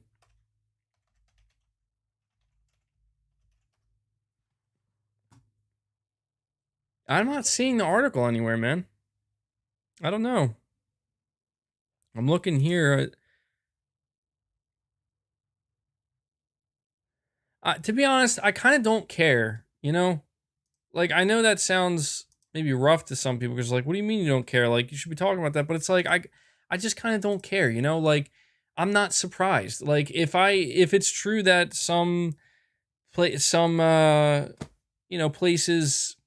in Japan, they're like, we're not selling Xbox. I'm like, dude, why would you? Xbox doesn't sell in Japan. And if they're saying it's because of Game Pass, double the reason not to sell. You know, they want customers coming back to their store and buying games, you know? So if it's like they stop selling the Series S or something, it's a digital only console. I don't know. Like, I'm not surprised, man.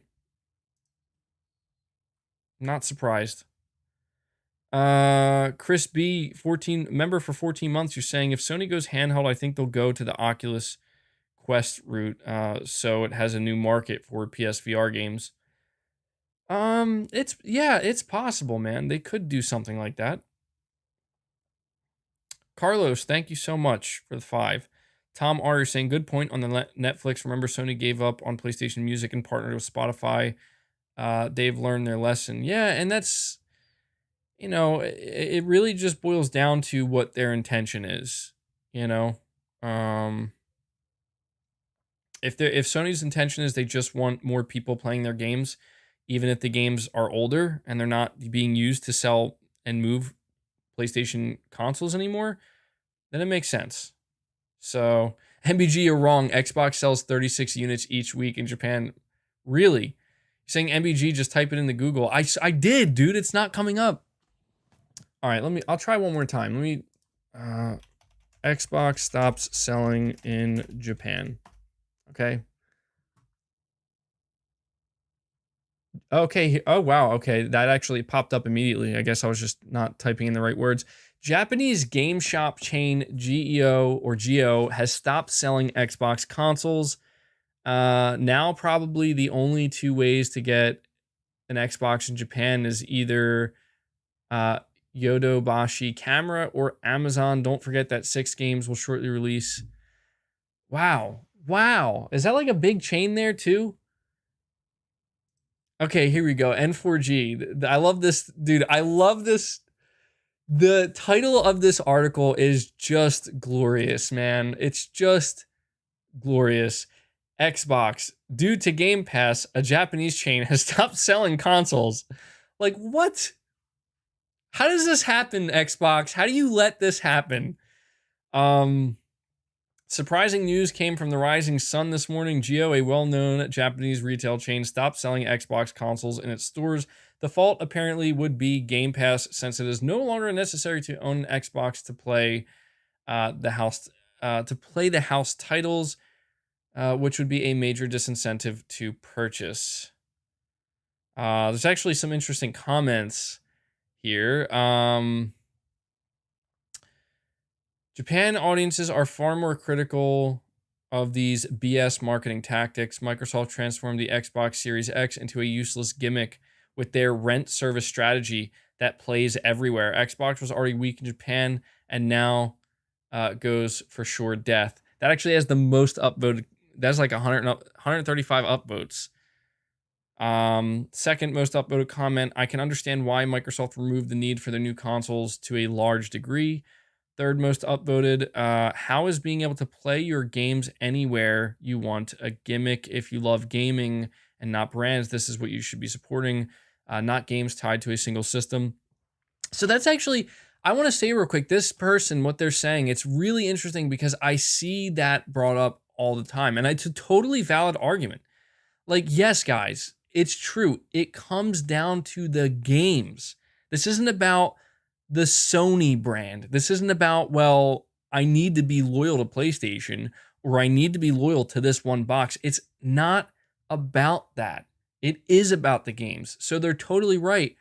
However, I think what people also fail to take into account is it's more nuanced than that.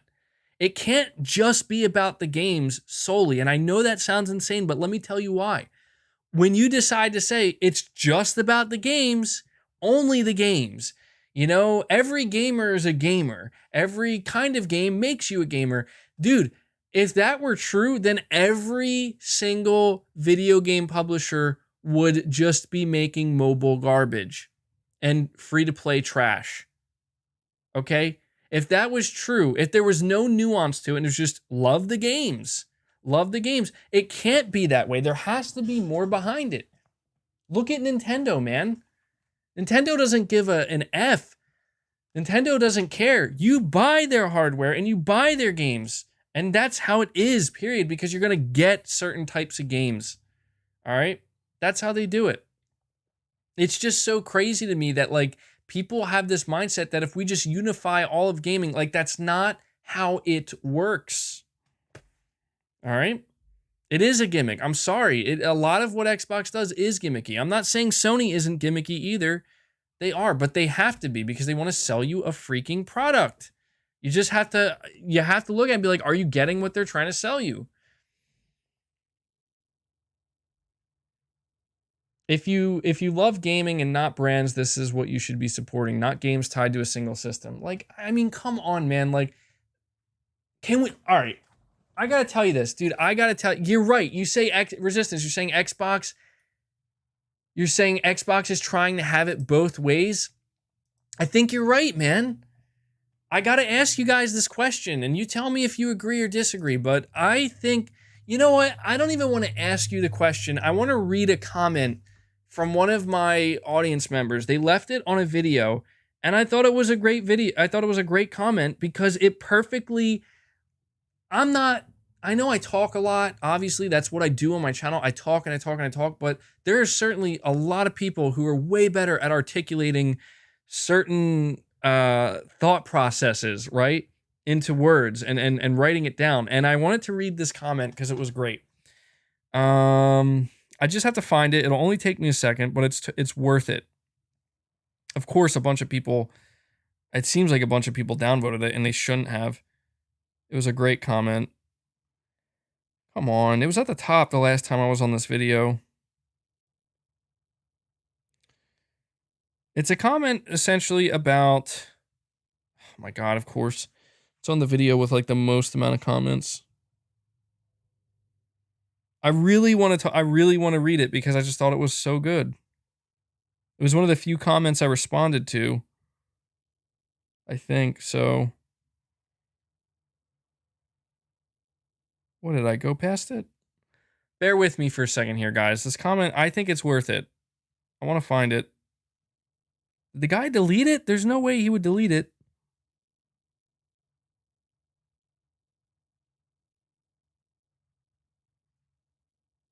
Oh, I was gonna, okay. I went past it. I got it now. I got it. All right, I got the comment.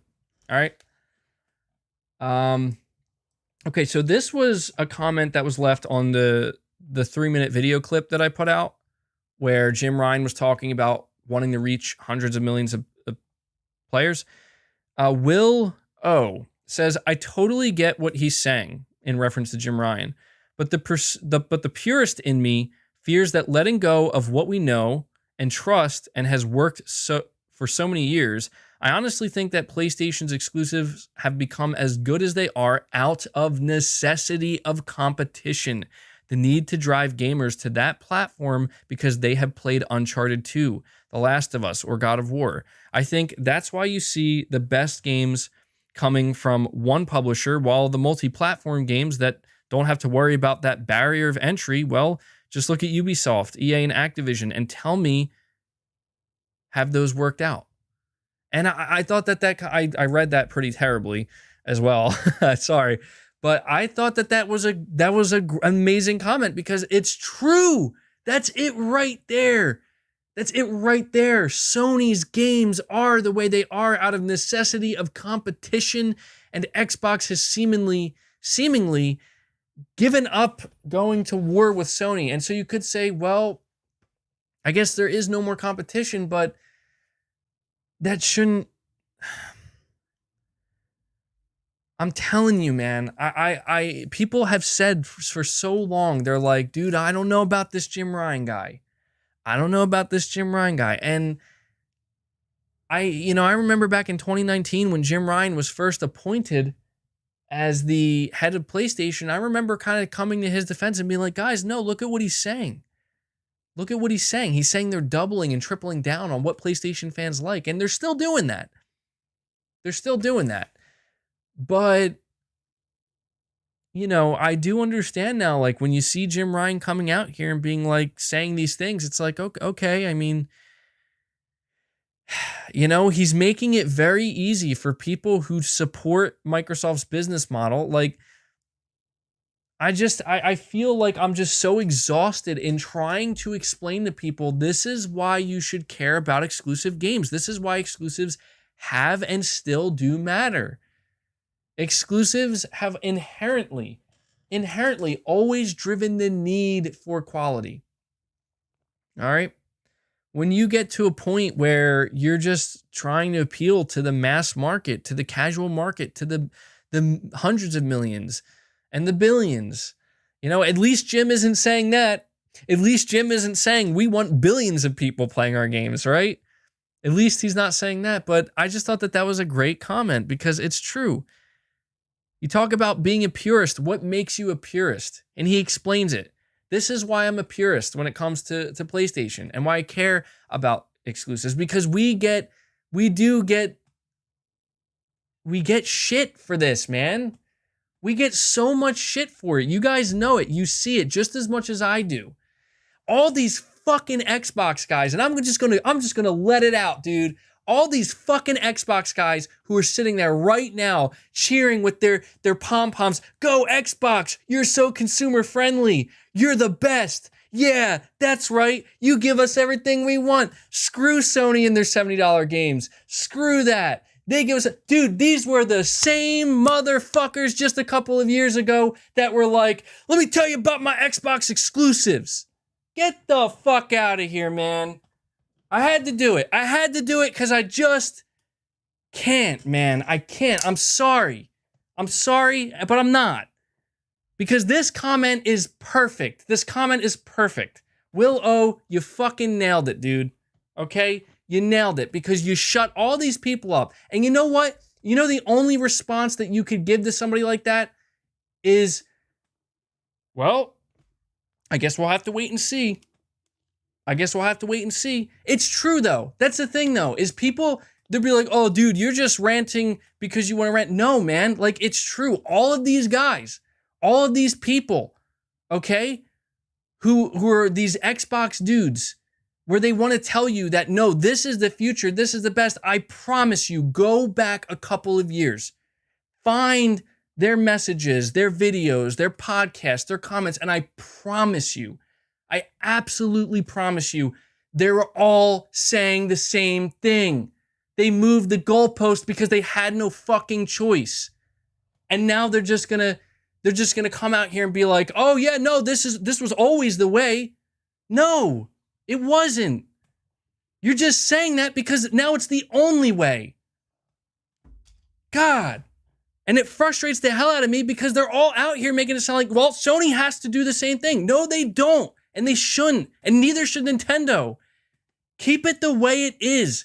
Stick with what works. Go experiment and try new shit. But god damn, you gotta be kidding me, man. I normally try not to get this worked up, but it's annoying because you have these people out here, they come out here and they try shitting on me just because I'm like, yeah, I'm okay with paying for Sony's games. They try so hard to shit on me because it's like, I guess you'll just let Sony do anything. No, it's not about just letting Sony do whatever they want. It's actually the opposite. It's about maintaining what has made it great, why it's great, what makes it so good. And you absolutely cannot fault anybody for being nervous. Because all these dudes will come out and be like, yo, we got Halo, we got Forza, that's great. Microsoft just bought a fucking publisher because they needed games, good games, because they couldn't make good games. That's just the reality. It's just the reality. And you know what? All these people being like, well, we'll show you when they're not AA games. Yeah, dude, I hate to break it to you, but it's just not going to be that way all the time. It's just not, dude. I'm telling you, let's see Starfield when it launches, because I will give Microsoft and I will give Microsoft, I will give Bethesda all the credit in the world if that game comes out and it's polished and it's good and it could have been sold at $60 because it's worth $60. I'll give you that. I will give them that credit when they get there. Like, everybody's talking about Halo and I'm like, that's great. I am happy for Halo, man. I am happy for Halo because they did what they had to do, man. They did what they had to do. They absolutely came out here and they're like, look, we kind of messed up. We need more time. We're going to fix it. And they did. They did. And so if you look at Halo, the multiplayer, it's quality. It's free to play. And so it's justified that it would go into Game Pass. And hopefully the,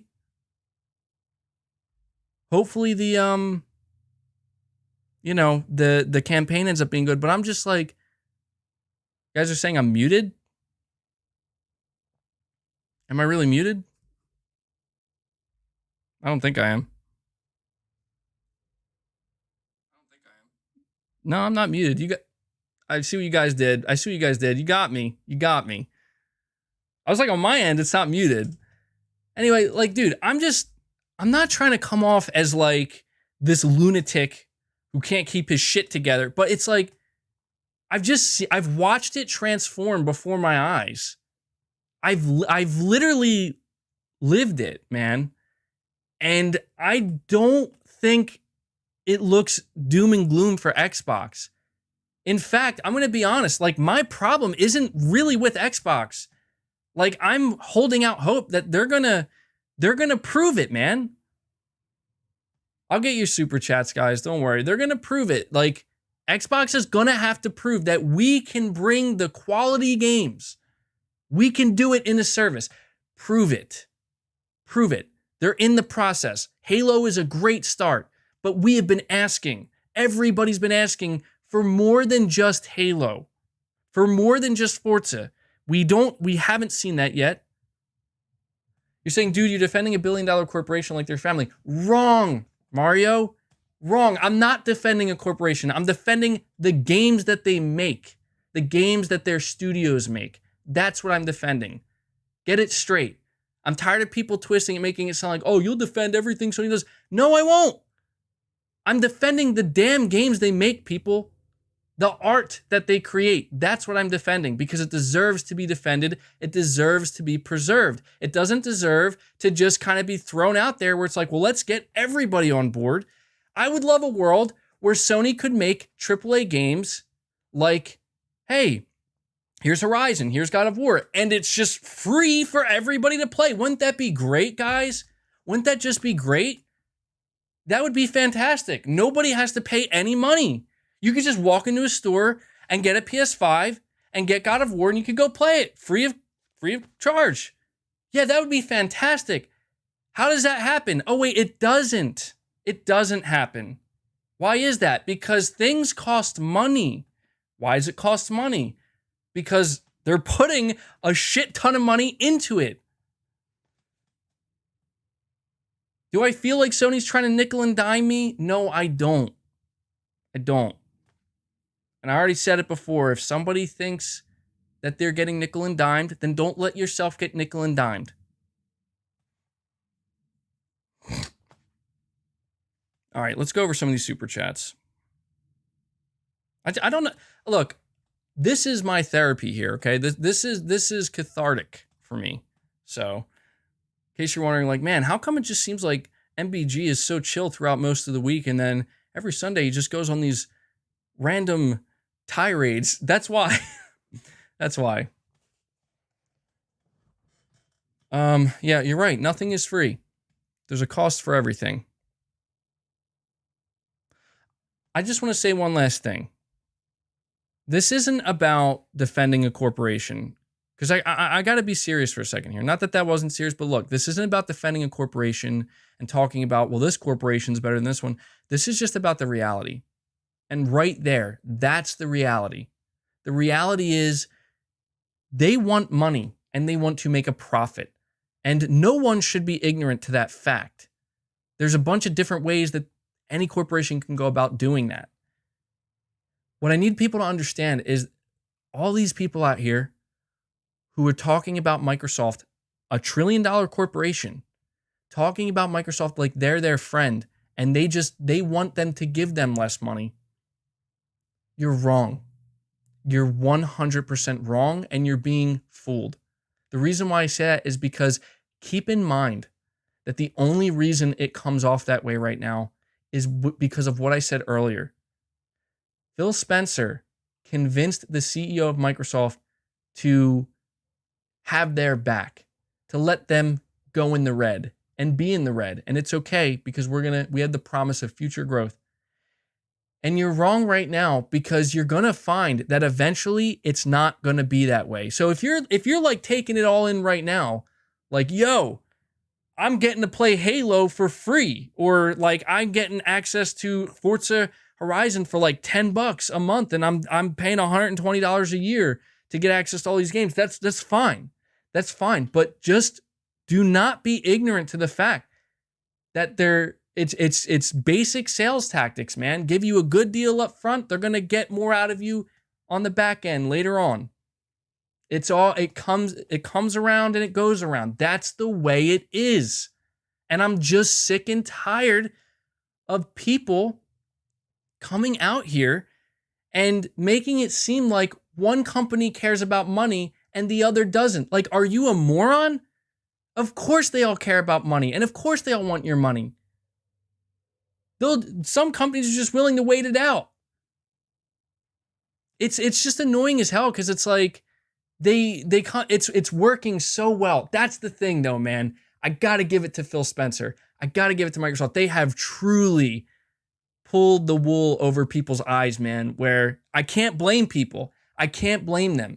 Like, I can't blame people who are like, yo, man, Game Pass is the best, and Xbox, they're doing it right. Sony, $70, get out of here. I get that, man. I get that.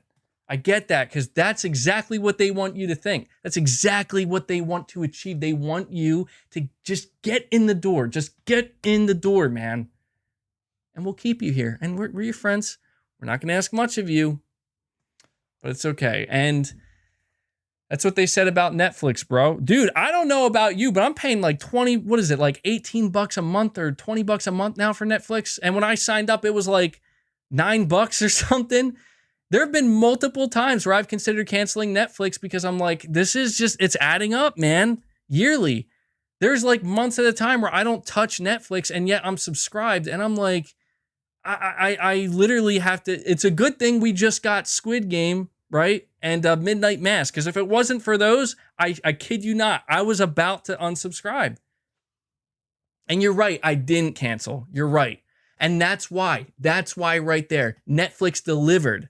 They delivered when they had to. Where I'm like, all right, Netflix, you got me in the door. I'm starting to feel like this ain't worth it no more. And they're like, whoa. Oh, yo, we got something cooking here. Don't go anywhere. Don't go anywhere.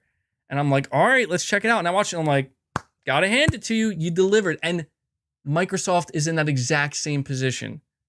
They need to deliver. I'm just a little bit more picky with Microsoft because games like Halo, not my game. Games like Forza, it looks great and I like Forza, but I need to see that new. I need to see the Xbox version of Midnight Mass, the Xbox version of Squid Game, and then I'm there, dude. And I'll be like, all right. And I have hope. I want Hellblade 2. I want State of Decay 3, and I want them to be great. So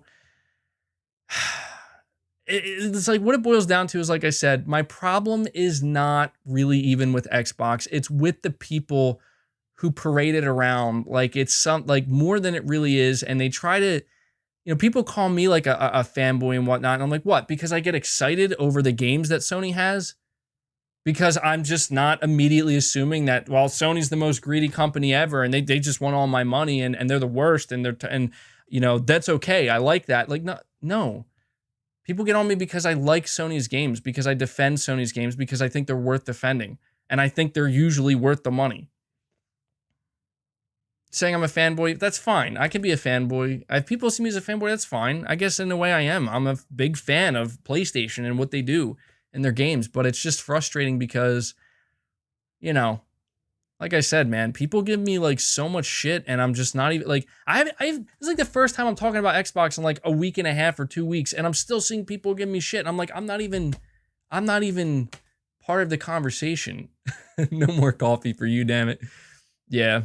All right. I got some super chats to get to, guys. I saw some very generous super chats that were given too. So let me, Carlos, you're saying can't be that because it would put PS5 games on Xbox. That's true.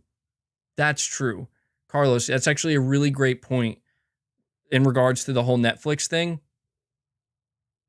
You're saying they're just baiting me for laughs. I know. I'm not dumb. I know.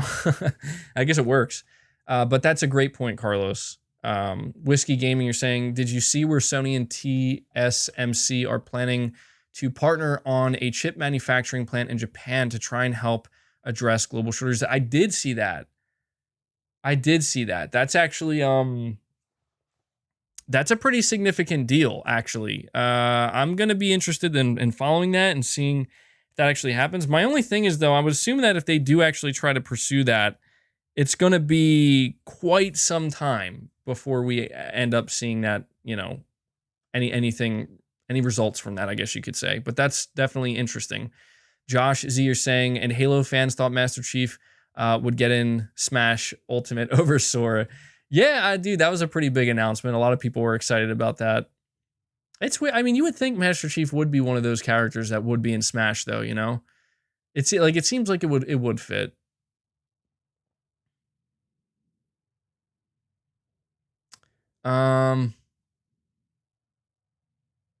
All right, let me see. We have Adrian. You're saying, there are the balls. We love you and happy belated birthday. Damn, secretly, I've been saddened by your political correctness. Truth first.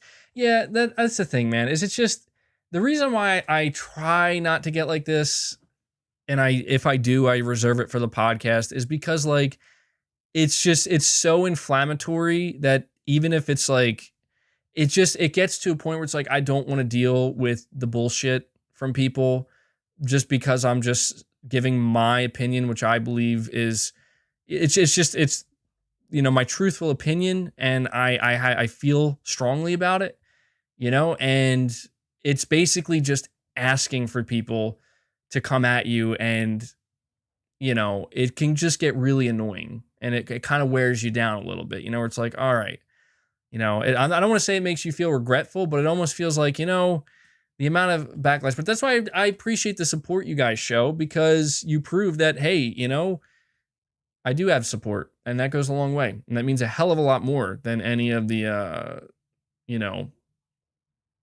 of the bullshit that haters are saying, truthfully. So thank you for that, Adrian. Rosh Dom, you're saying you do realize that's a small percentage of Xbox fans. I know that, man. I know that. It's just, it's because, again, it comes with the territory. It's the nature of the beast. I am exposed to, even though it's a small percentage, I'm exposed to it a lot. I'm exposed to that small percentage frequently. And so therefore it feels a lot bigger than it really is. I understand that pretty much everybody who's subscribed to Game Pass, they all want the same thing that PlayStation fans want. Good games.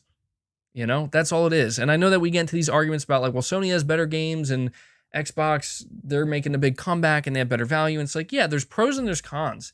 It's just that the pros for me with PlayStation matter much more. Saying, can we change the topic? I do apologize. I'm going to have to alter the description of this podcast. I've literally spent this entire podcast basically focused on one topic and losing my mind. So I really apologize for that, guys. If anything, you know what? Here's the thing. I'm sorry. Let me get through these super chats. If anything, I don't know. Don't hold me to this. Maybe I could do like a second stream later this week or something, or just like an auxiliary stream, where I can cover the rest of these topics. I do apologize. This is why sometimes I hate going off on those rants and getting worked up, because it just totally lose track of time. And I'm like, maybe I could have an organized podcast one day. And it's like, no, dude, that's never going to happen. Your podcast is just going to be you just going off, and just going and going and going. So as long as, if it was entertaining, that's what matters, right? Clorian, you're saying, I'm ready, MBG, let's go. I'm sick and tired of these Xbox fanboys talking trash on Twitch. Look out, Phil Spencer. Well, whoa. We're not attacking Phil Spencer here, man. He's just a normal dude, I like Phil Spencer. Phil Spencer likes Tool. One of Phil Spencer's favorite bands is Tool. And because of that, dude, Phil Spencer will always be cool to me. All right. So, but I hear what you're saying, man. It's some of the fan base on both sides. It's not just Xbox fans, guys. Like, I need to make that clear. It's not just Xbox fans. It's PlayStation fans too. I want to encourage people who are here in part of this community to not be like that, right? Try not to be toxic. Try not to be, an a-hole, basically. Let me see. Brandon Chad Perez, thank you so much for the generous donation, buddy. You're saying, just because of that, I'm feeling a bit generous. Preach, brother. Dude, thank you so much, man. I really appreciate that. I sincerely mean it goes a long way in allowing me to do what I do here on the channel. So thank you so much, buddy. Magnet Visuals are saying Sony has to keep pumping out quality because they won't be able to compete with less quality, a Game Pass model. Otherwise, this sets Sony apart. 100% agree, Magnet Visuals. I think basically that's what I'm trying to say. Like, that's what I was trying. Again, people have a way of articulating things in a much simpler way. And yes, Sony's secret to success is quality, and that is what allows them to stand apart. I guess all I'm ultimately trying to convey is I hope Sony doesn't deviate from that. That's all. That's all it is. KD, you're saying keep your foot on these Xbox fanboys' neck. Big MEG, you're killing it. I love how you guys almost sound borderline violent in the super chats. I do not condone violence of any kind. If I was ever in a room with these, these Xbox fans that drive me nuts, I would just want to talk to them. We'd just have a conversation, a debate, a civil debate. I wouldn't be swearing at them or anything.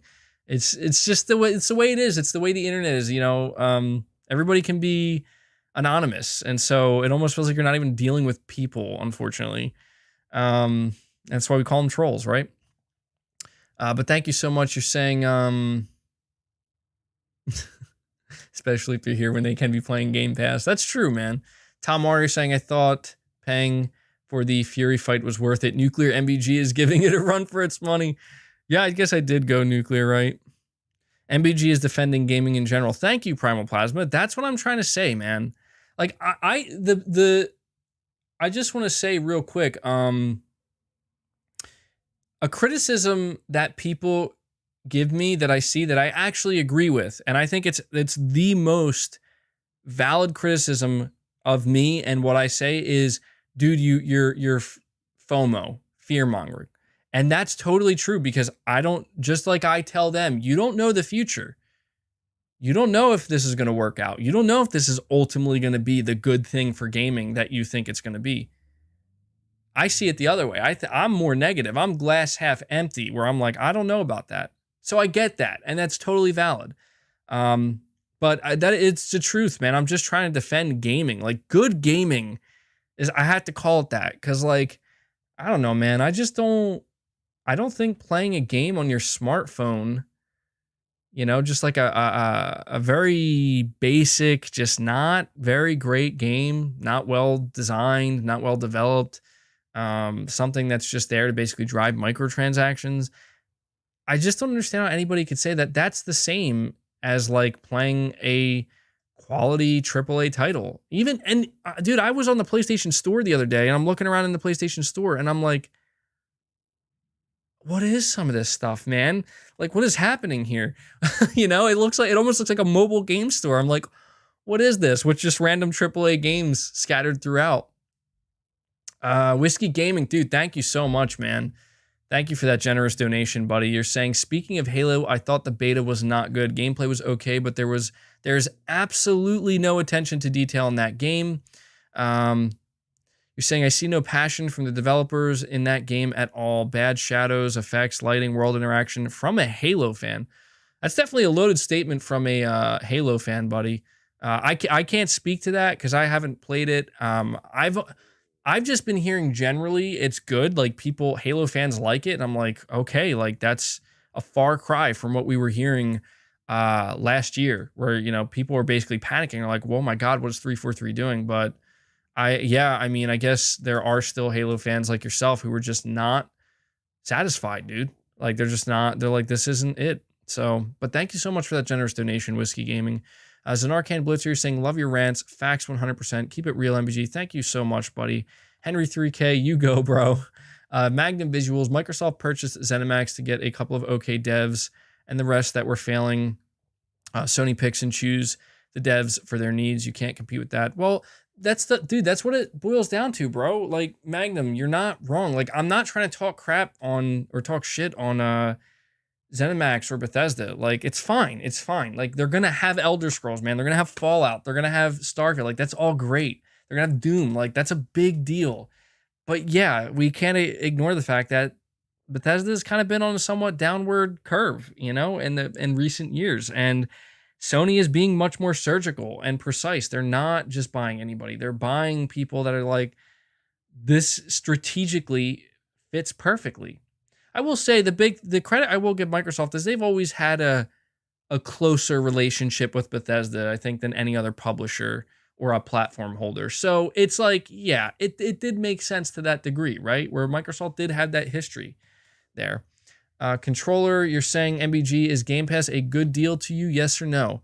Currently, yeah, it's a good deal. For sure. Like, I'm not arguing the value of Game Pass. I think people need to understand that my criticism of Game Pass lies more in the long term, and what people perceive as a very good deal right now may not be perceived as good of a deal in the long run, due to a combination of quality as well as just overall like price increases. But right now, yeah, it's a good deal for sure, man. Just not one that I'm necessarily attracted to. Jose, you're saying, I'm here for the rants, LOL. Justin, you're saying, hi MBG, with Bluepoint supposedly remaking Bloodborne, is there any Microsoft game you'd love to see remade from the ground up? Great chat. Microsoft game remade from the ground up. I don't know, man. That's a good one. I feel like, I don't know. I know like there's a fan base that just absolutely wants like a Banjo something. And I feel like, I don't know, could like if you get like a from the ground up, just modern day banjo game, but that's just me speaking more for like the, the Xbox audience. Like I've seen a lot of people ask for something like that. I see somebody mention Jade Empire. That would be an interesting one. That would be an interesting one. A remake from the ground up. Yeah. I feel like a lot I feel like a lot of people would have said KOTOR, right? And it's like we're kind of getting that on PlayStation, right? Fable, yeah, Fable, we're getting that too. So I don't know. Man. I don't have a lot of early history with Xbox, believe it or not. My history with Xbox really started like to strong in the 360 period. So yeah, I don't know, man. I don't know. I guess I'll just say KOTOR, which we're getting that, right? So, all right. First of all, I want to apologize to anybody who tuned into this podcast, whether it be live or after the fact, for basically just doing a single topic for 2 hours and 15 minutes. I do want to shift to a second topic. I just can't promise it's going to be talked about for very long because, I'm reaching that point. Let's talk. I'm going to get comfortable here. All right, I'm going to sit back and get comfortable so we can discuss some of the rumors that have come out. I also want to thank anybody who's been waiting patiently for me to move on to the next topic. All right, so what's going on with these rumors? Okay, what's going on with these rumors about? You know what? Scratch that. No rumors. Let's talk about the leak. Some people were getting on my case. They're like, dude, you're talking about a rumor. It's not a rumor. A musician who worked on a Irish piece for a big remake, a big PlayStation remake. She said it's getting now announced this December, guys. What is it? What? I see a lot of people saying, dude, it's Xenogears. And I'm like, I'm going to have to refer to the chat on this one. I'm not familiar with Xenogears. Is that like a really beloved game? Like, let me ask you this. If Xenogears Remake was announced by Sony, would that be a big deal? Would people lose their minds the same way that they would lose their minds for a Metal Gear remake? You're saying it's 100% not Metal Gear?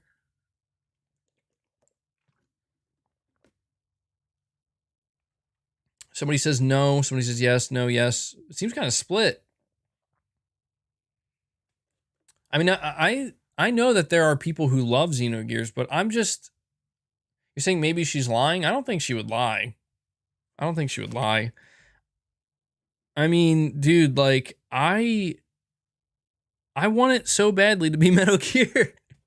I want it so badly to be Metal Gear, man. I didn't even think of Metal Gear until people reminded us that, yeah, Metal Gear Solid has an Irish track. The best is yet to come. And I'm like, oh. So it's hard for me not to have hope, guys.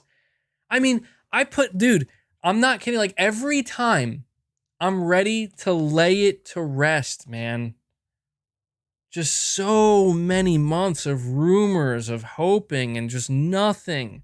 Silent Hill, Metal Gear, Kojima, the whole thing.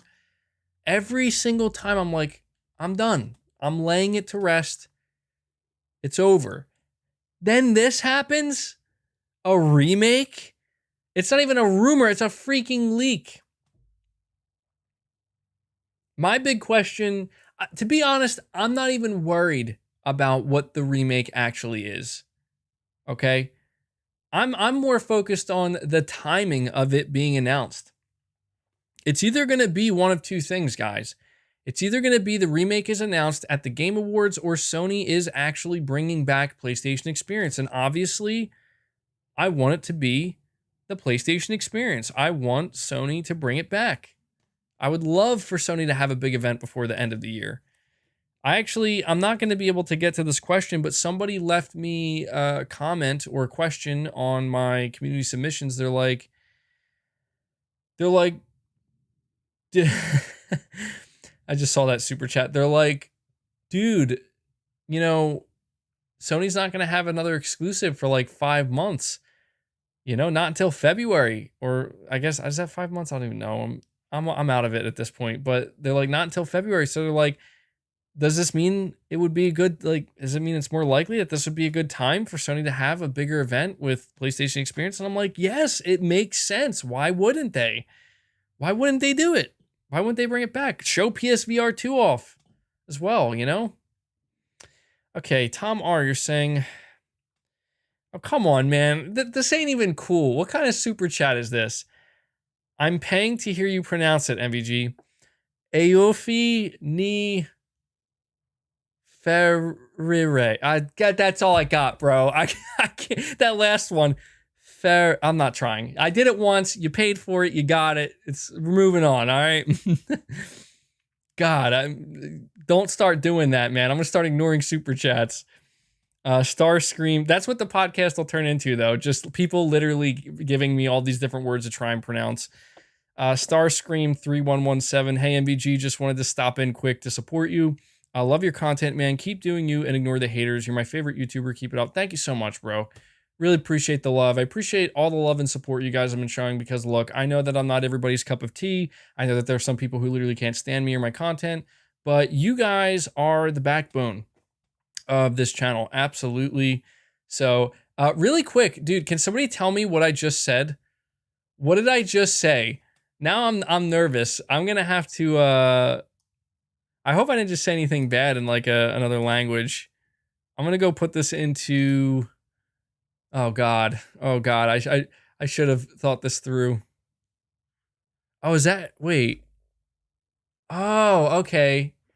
That is the Irish singer. Who, what did she do? Is this the one who did Metal Gear? The best is yet to come. Okay. Well, thank you for that. I'm glad you didn't give me anything ridiculous to say.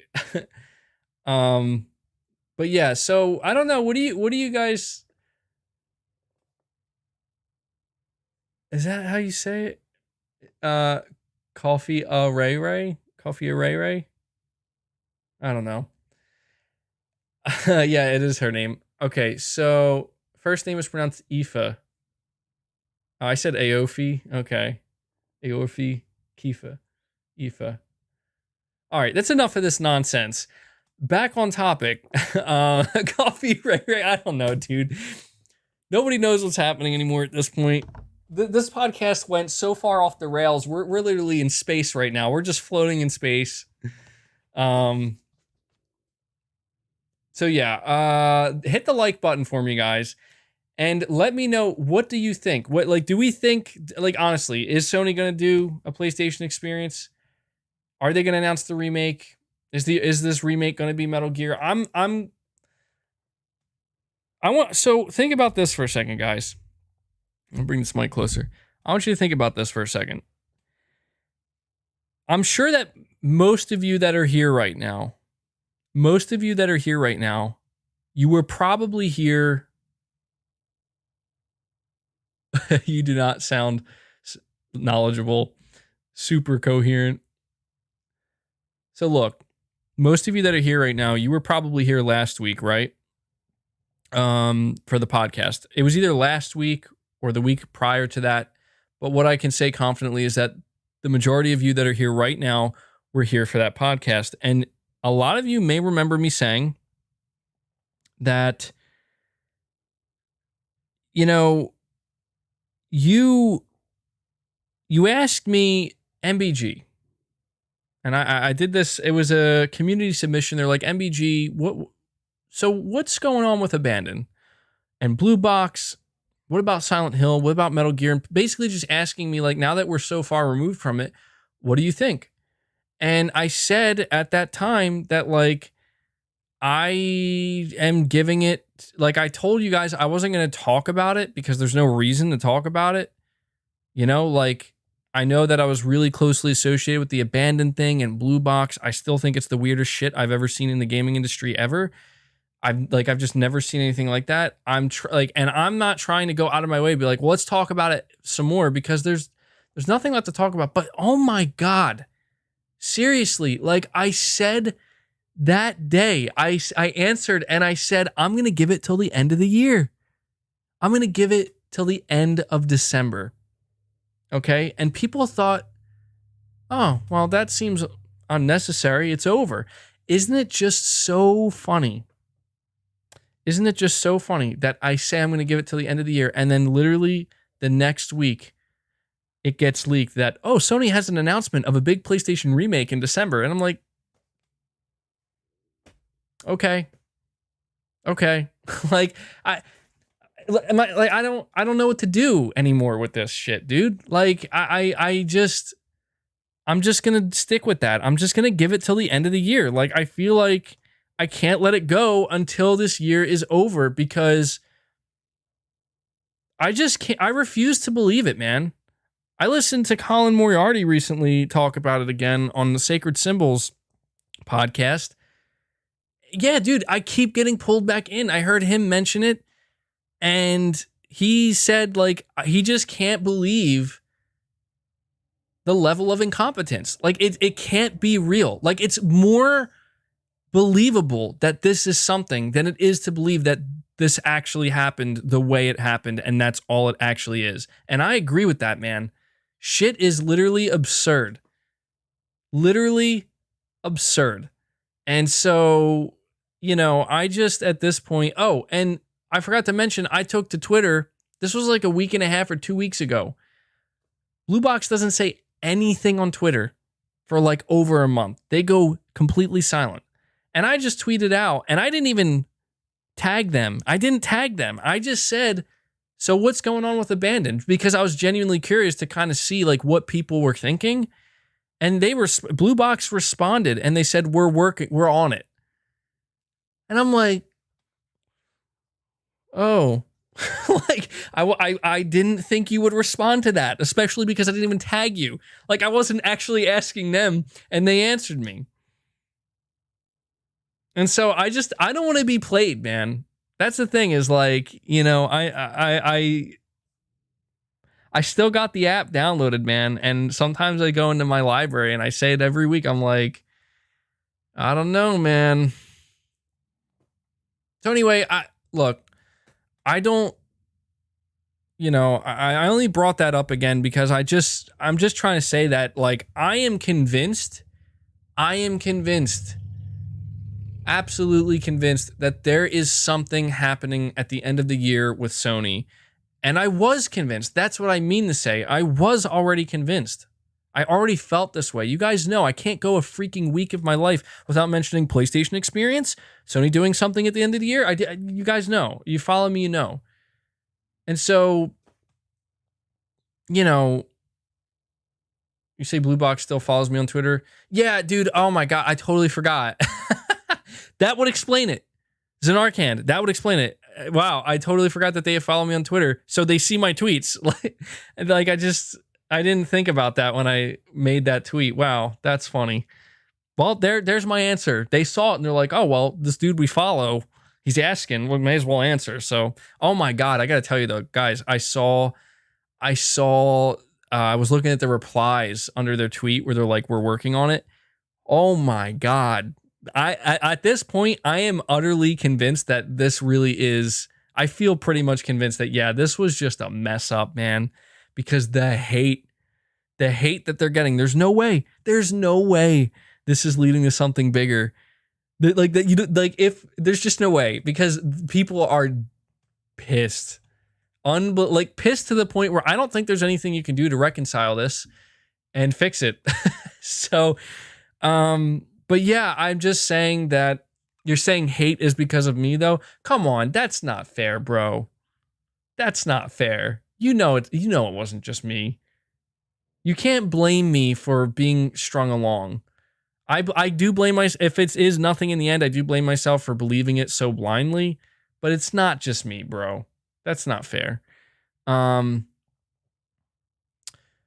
You're saying Colin believes I'm in on it? Dude, that's the craziest shit to me. No, I'm not. I think he said like, oh, he may be, he's unwillingly in on it. And I'm like, well, yeah, it would be unwilling. I'll tell you that. You had the loudest voice. Yeah, I guess you're right about that. But it's because I believed, man. I truthfully, like, I people think that I was just acting. You guys know, man, like when I'm passionate about something, I'll get loud about it. And that's not acting. That's not me just, oh, well, hey, I want to latch on to something, you know?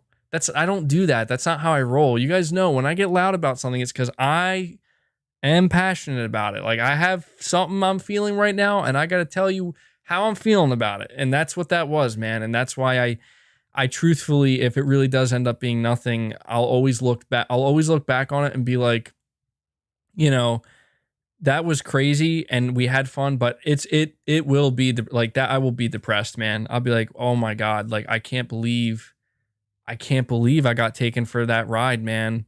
And it led to nothing. You know, the ride was fun, but it will be depressing to accept that. You thoroughly enjoyed Off the Wall Conspiracy MBG. Yeah. Well, you know what? I just wanted to yeah, the next tweet they're gonna hint at loud. They're just gonna say Loud Valley. So all right, I just wanted to say this real quick too because I'm gonna have to end the podcast soon. Before I pass out from like low blood sugar. So I've just been saying that I've said over and over that I'm pretty sure Sony's going to do something at the end of the year. I don't know if it's going to be an event, but I think they're going to have something, a surprise of some sort. And it's, you know, I feel like that's 100% true at this point. Absolutely. I feel like that's going to happen for sure because prior to this musician leaking out that information, I was already feeling confident. And then she comes out here and she's like, yeah, Sony has a big remake they're going to announce. And she emphasized that it's big. She said she didn't know the name of the game she was working on. And then she heard the name of the game and she's like, oh yeah, it's big. You know? You're saying, are we going to have community submissions, MBG? Yeah, but the thing is, I have to keep them relatively short. I think I'm just going to whittle it down to 3 submissions. I do apologize. Like, again, this is just where I'm absolutely terrible at keeping my podcast like on the rails and on track. And I know that some people like that because it's like unpredictable, but it does make it seem like, why did I even ask people to submit submissions if I feel like there's not going to be enough time, you know? So with that being said, actually, we can move on to that. Shaky Shako, you're saying, MBG, thank your viewers, thank your subscribers, and thank your members. We are your pillars, and you are our MBG. We thank you very much, brother. No, dude, for sure, man. I can't really, put enough emphasis on the fact that, you know, my viewers, people who are even during low periods when it's like there's just not much to talk about or there's nothing really significant happening. People who are coming out here and watching my videos when it's low, when it's high, when it's anywhere in between, really are the backbone of the channel, as well as my members, you know, people who are subscribing and super chatting. I know that I sound like a broken record, but I do have to say that because I don't want you guys to ever feel like I'm not giving you enough thanks because you deserve it. Kendallfire22, you're saying she's not a gamer but knows this remake is big. So really quick before I move on to the community submissions, I see what you're getting at, Kendallfire. I've seen quite a few people bring that up where they're like, is there a chance that this was a controlled leak, that she was told she was allowed to say this, that she was given the green light? I think it's a little bit conspiratorial for sure, but it is interesting that, you know, she seemingly came out here and said this just so nonchalantly. Like, surely she has to know. Wait, you're saying a report on MGS? Uh-oh, hold on. Do we have breaking news? Do we have breaking news? Why am I doing it on my phone? I can do it on my damn computer. Like, what am I doing? You guys are saying VGC? Uh-oh. Hold on, I don't want to get my hopes up. Let me see. VGC. What's going on? Breaking news from VGC? Bro, are you trolling me right now? You're trolling me, bro. Come on, why are you doing that? Unless... Irfan, I think... Are you a little late to it? Sorry about that. I got a little sidetracked. Somebody, I saw a couple comments, people saying I thought there was a new report. No, dude, we already covered that report, man. We already covered that. All right. Anyway, so let me just give no breaking news. Sorry. So let's look. Some people were saying, I think that maybe it was a controlled leak. She was allowed to say that. And I got to admit, man, like, it just came off so casually. Like, she's a musician. She's an artist. She works on stuff. Sure, she's worked on video games in the past. Surely she is aware that, like, you can't just go around saying stuff like that. You know what I mean? Unbreaking news. Yeah, unbreaking news. And so I will admit, it just comes off as like, this leak seems too good to be true. You know, where it's like, we fans have been waiting for pretty much the entire year to find out, like, is Sony doing something this December? And she just comes out and she's like, oh yeah, there's a big remake that's going to be revealed this December. Even if it's at the Game Awards, it's still, like, she says it's a PlayStation remake. And like you said, she says that she's not a gamer. And then she also says, I can confirm it's big. Maybe the person that told her the name of the game, or she looked it up. You know what? And actually, you're saying she said it so nonchalantly. Maybe that's actually it.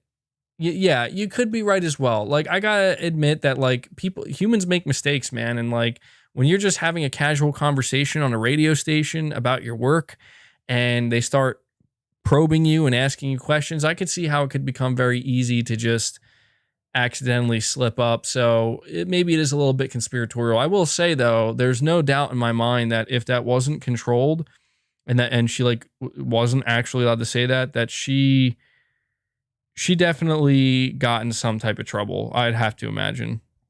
All right, so with that being said, we're going to do 3 quick community submissions. I apologize. I'll try to get better at this. We have Truck Netso saying, watching the acquisitions that PlayStation has made recently, how do you think that plays into Jim Ryan's strategy to get their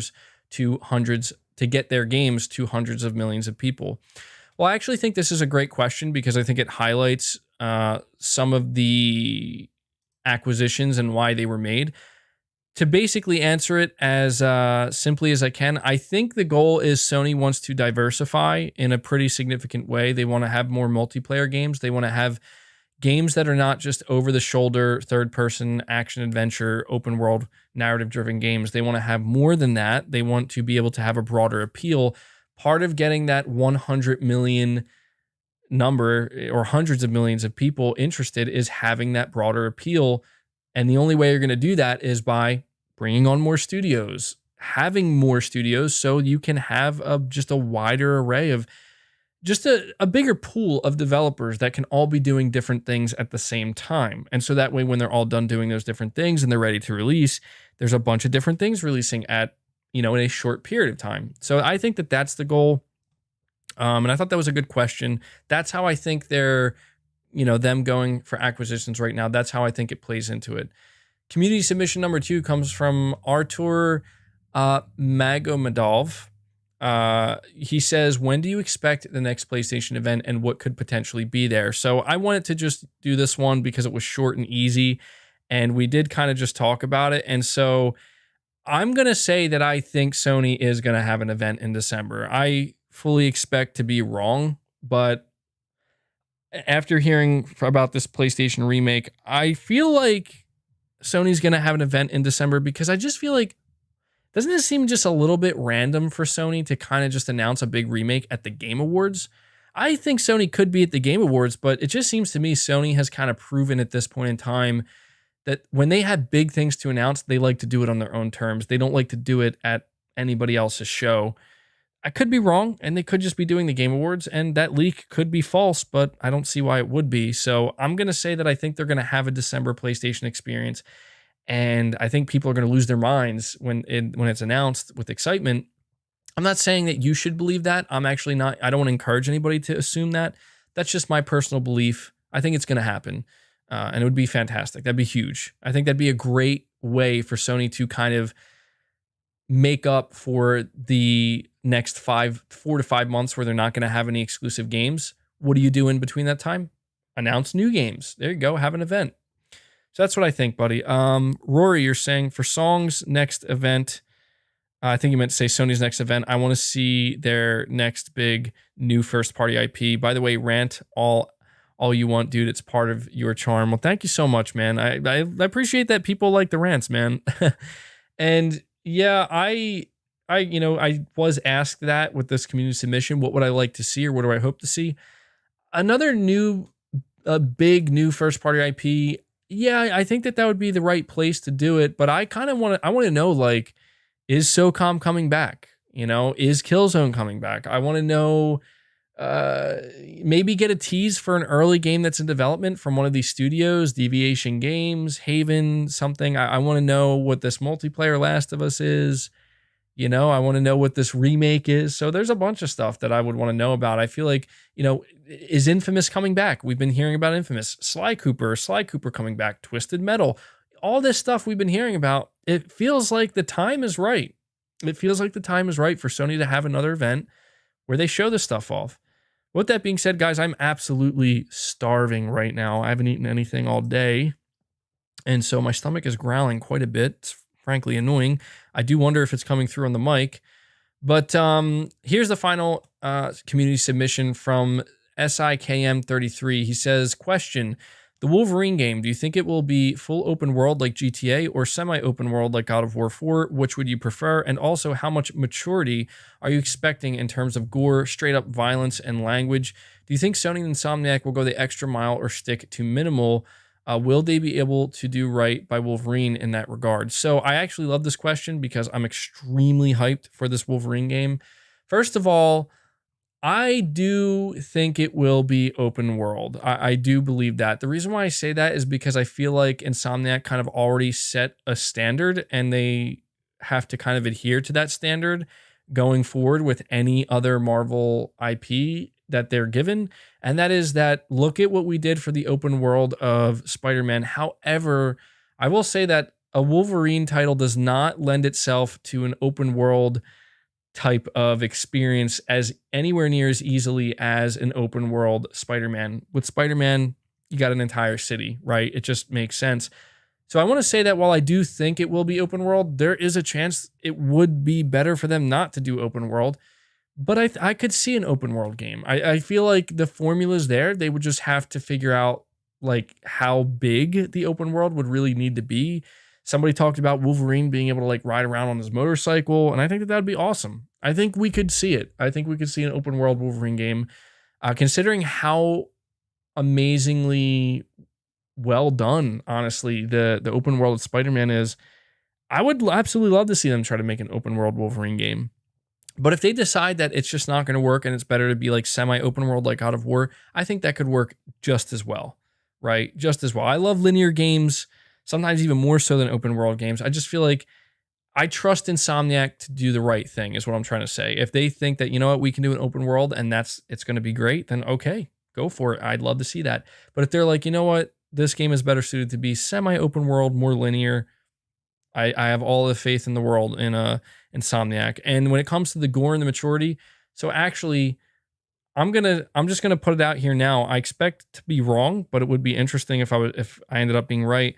I think they're gonna go like dark. Like I think Wolverine's gonna be dark. I don't think it's gonna be like Last of Us 2 level, but I think this is gonna be like the first step where this is gonna be like basically they're gonna make The Last of Us Wolverine. And by that I mean you look at, like, do you guys remember when Logan came out? Everybody was like, oh my God, this seems like The Last of Us if it was a movie. It's like, yeah, it was dark, man. It had those themes and those tones. And it was bleak in that sense. And it was brutal and gory as hell. I think they're going to do that. I think they're going to do that with this. It wouldn't upset me if they didn't. And I could actually see why some people think that maybe there's no need to go that far with Wolverine. But Wolverine is a dark character, man, and a brutal character. And it's always been that way, you know. It is different than Spider-Man, and so I do expect them to kind of adhere to that. And they confirmed it's going to be a mature tone, you know, mature game. So hopefully it'll be M-rated. You know, I feel like if Wolverine isn't M-rated, you know, then it might be not exactly as mature as we were anticipating. But there we go, guys. That pretty much does it for episode 79 of Press X Podcast. All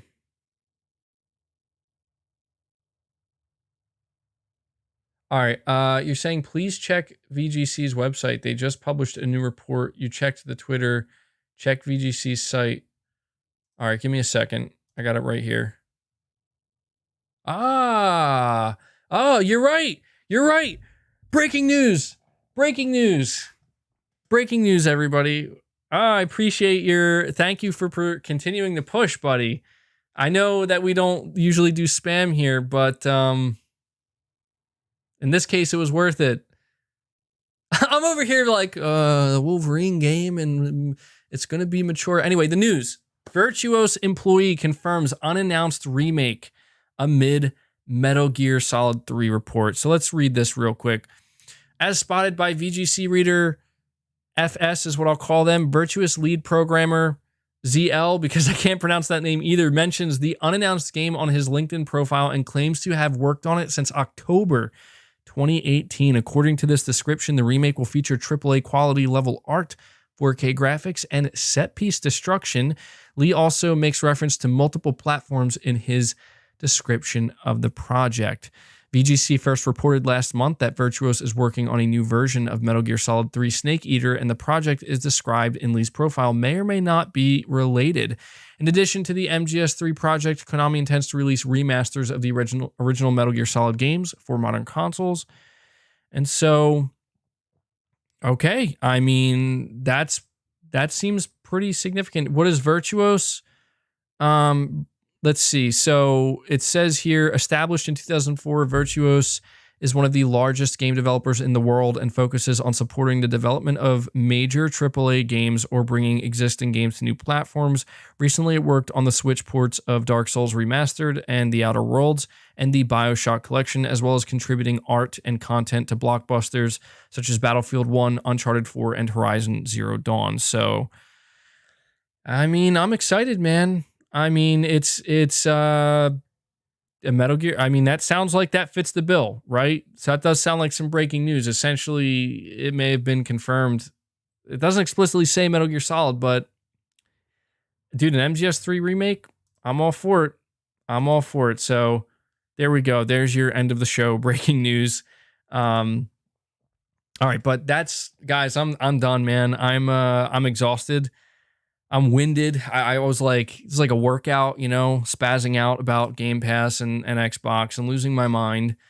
It happens from time to time, but I hope you did enjoy the podcast. I hope you did find it entertaining. It seems like many of you did. So one last time, I'll ask you guys to be sure to hit that like button before you take off. And big thanks to anybody who watches this later on. Devil Shooter has been trying to do the timestamps. Apparently, YouTube's been screwing him over and it's been glitching out a little bit. So hopefully he'll be able to get the timestamps up for this podcast. If not, no worries, brother. But thank you so much for taking time out of your life to do that for me and the community. Really do appreciate it. And thanks to everybody who super chatted, all of my members. You guys are absolutely awesome. And yeah, hopefully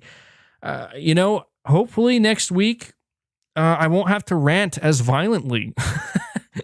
A violent rant. It's ridiculous. Hopefully I won't have to rant as much, even though you guys like it. But, I don't know. Maybe I should just rename the podcast to Rantcast. I don't know. Maybe that's what's going to have to happen because I can't seem to avoid them. All right, guys, that does it. I got to go eat. I don't even know what I'm saying at this point. I think my blood sugars are like dangerously low. So I'm going to go eat something. I'll catch you all in the next episode. Take care, guys.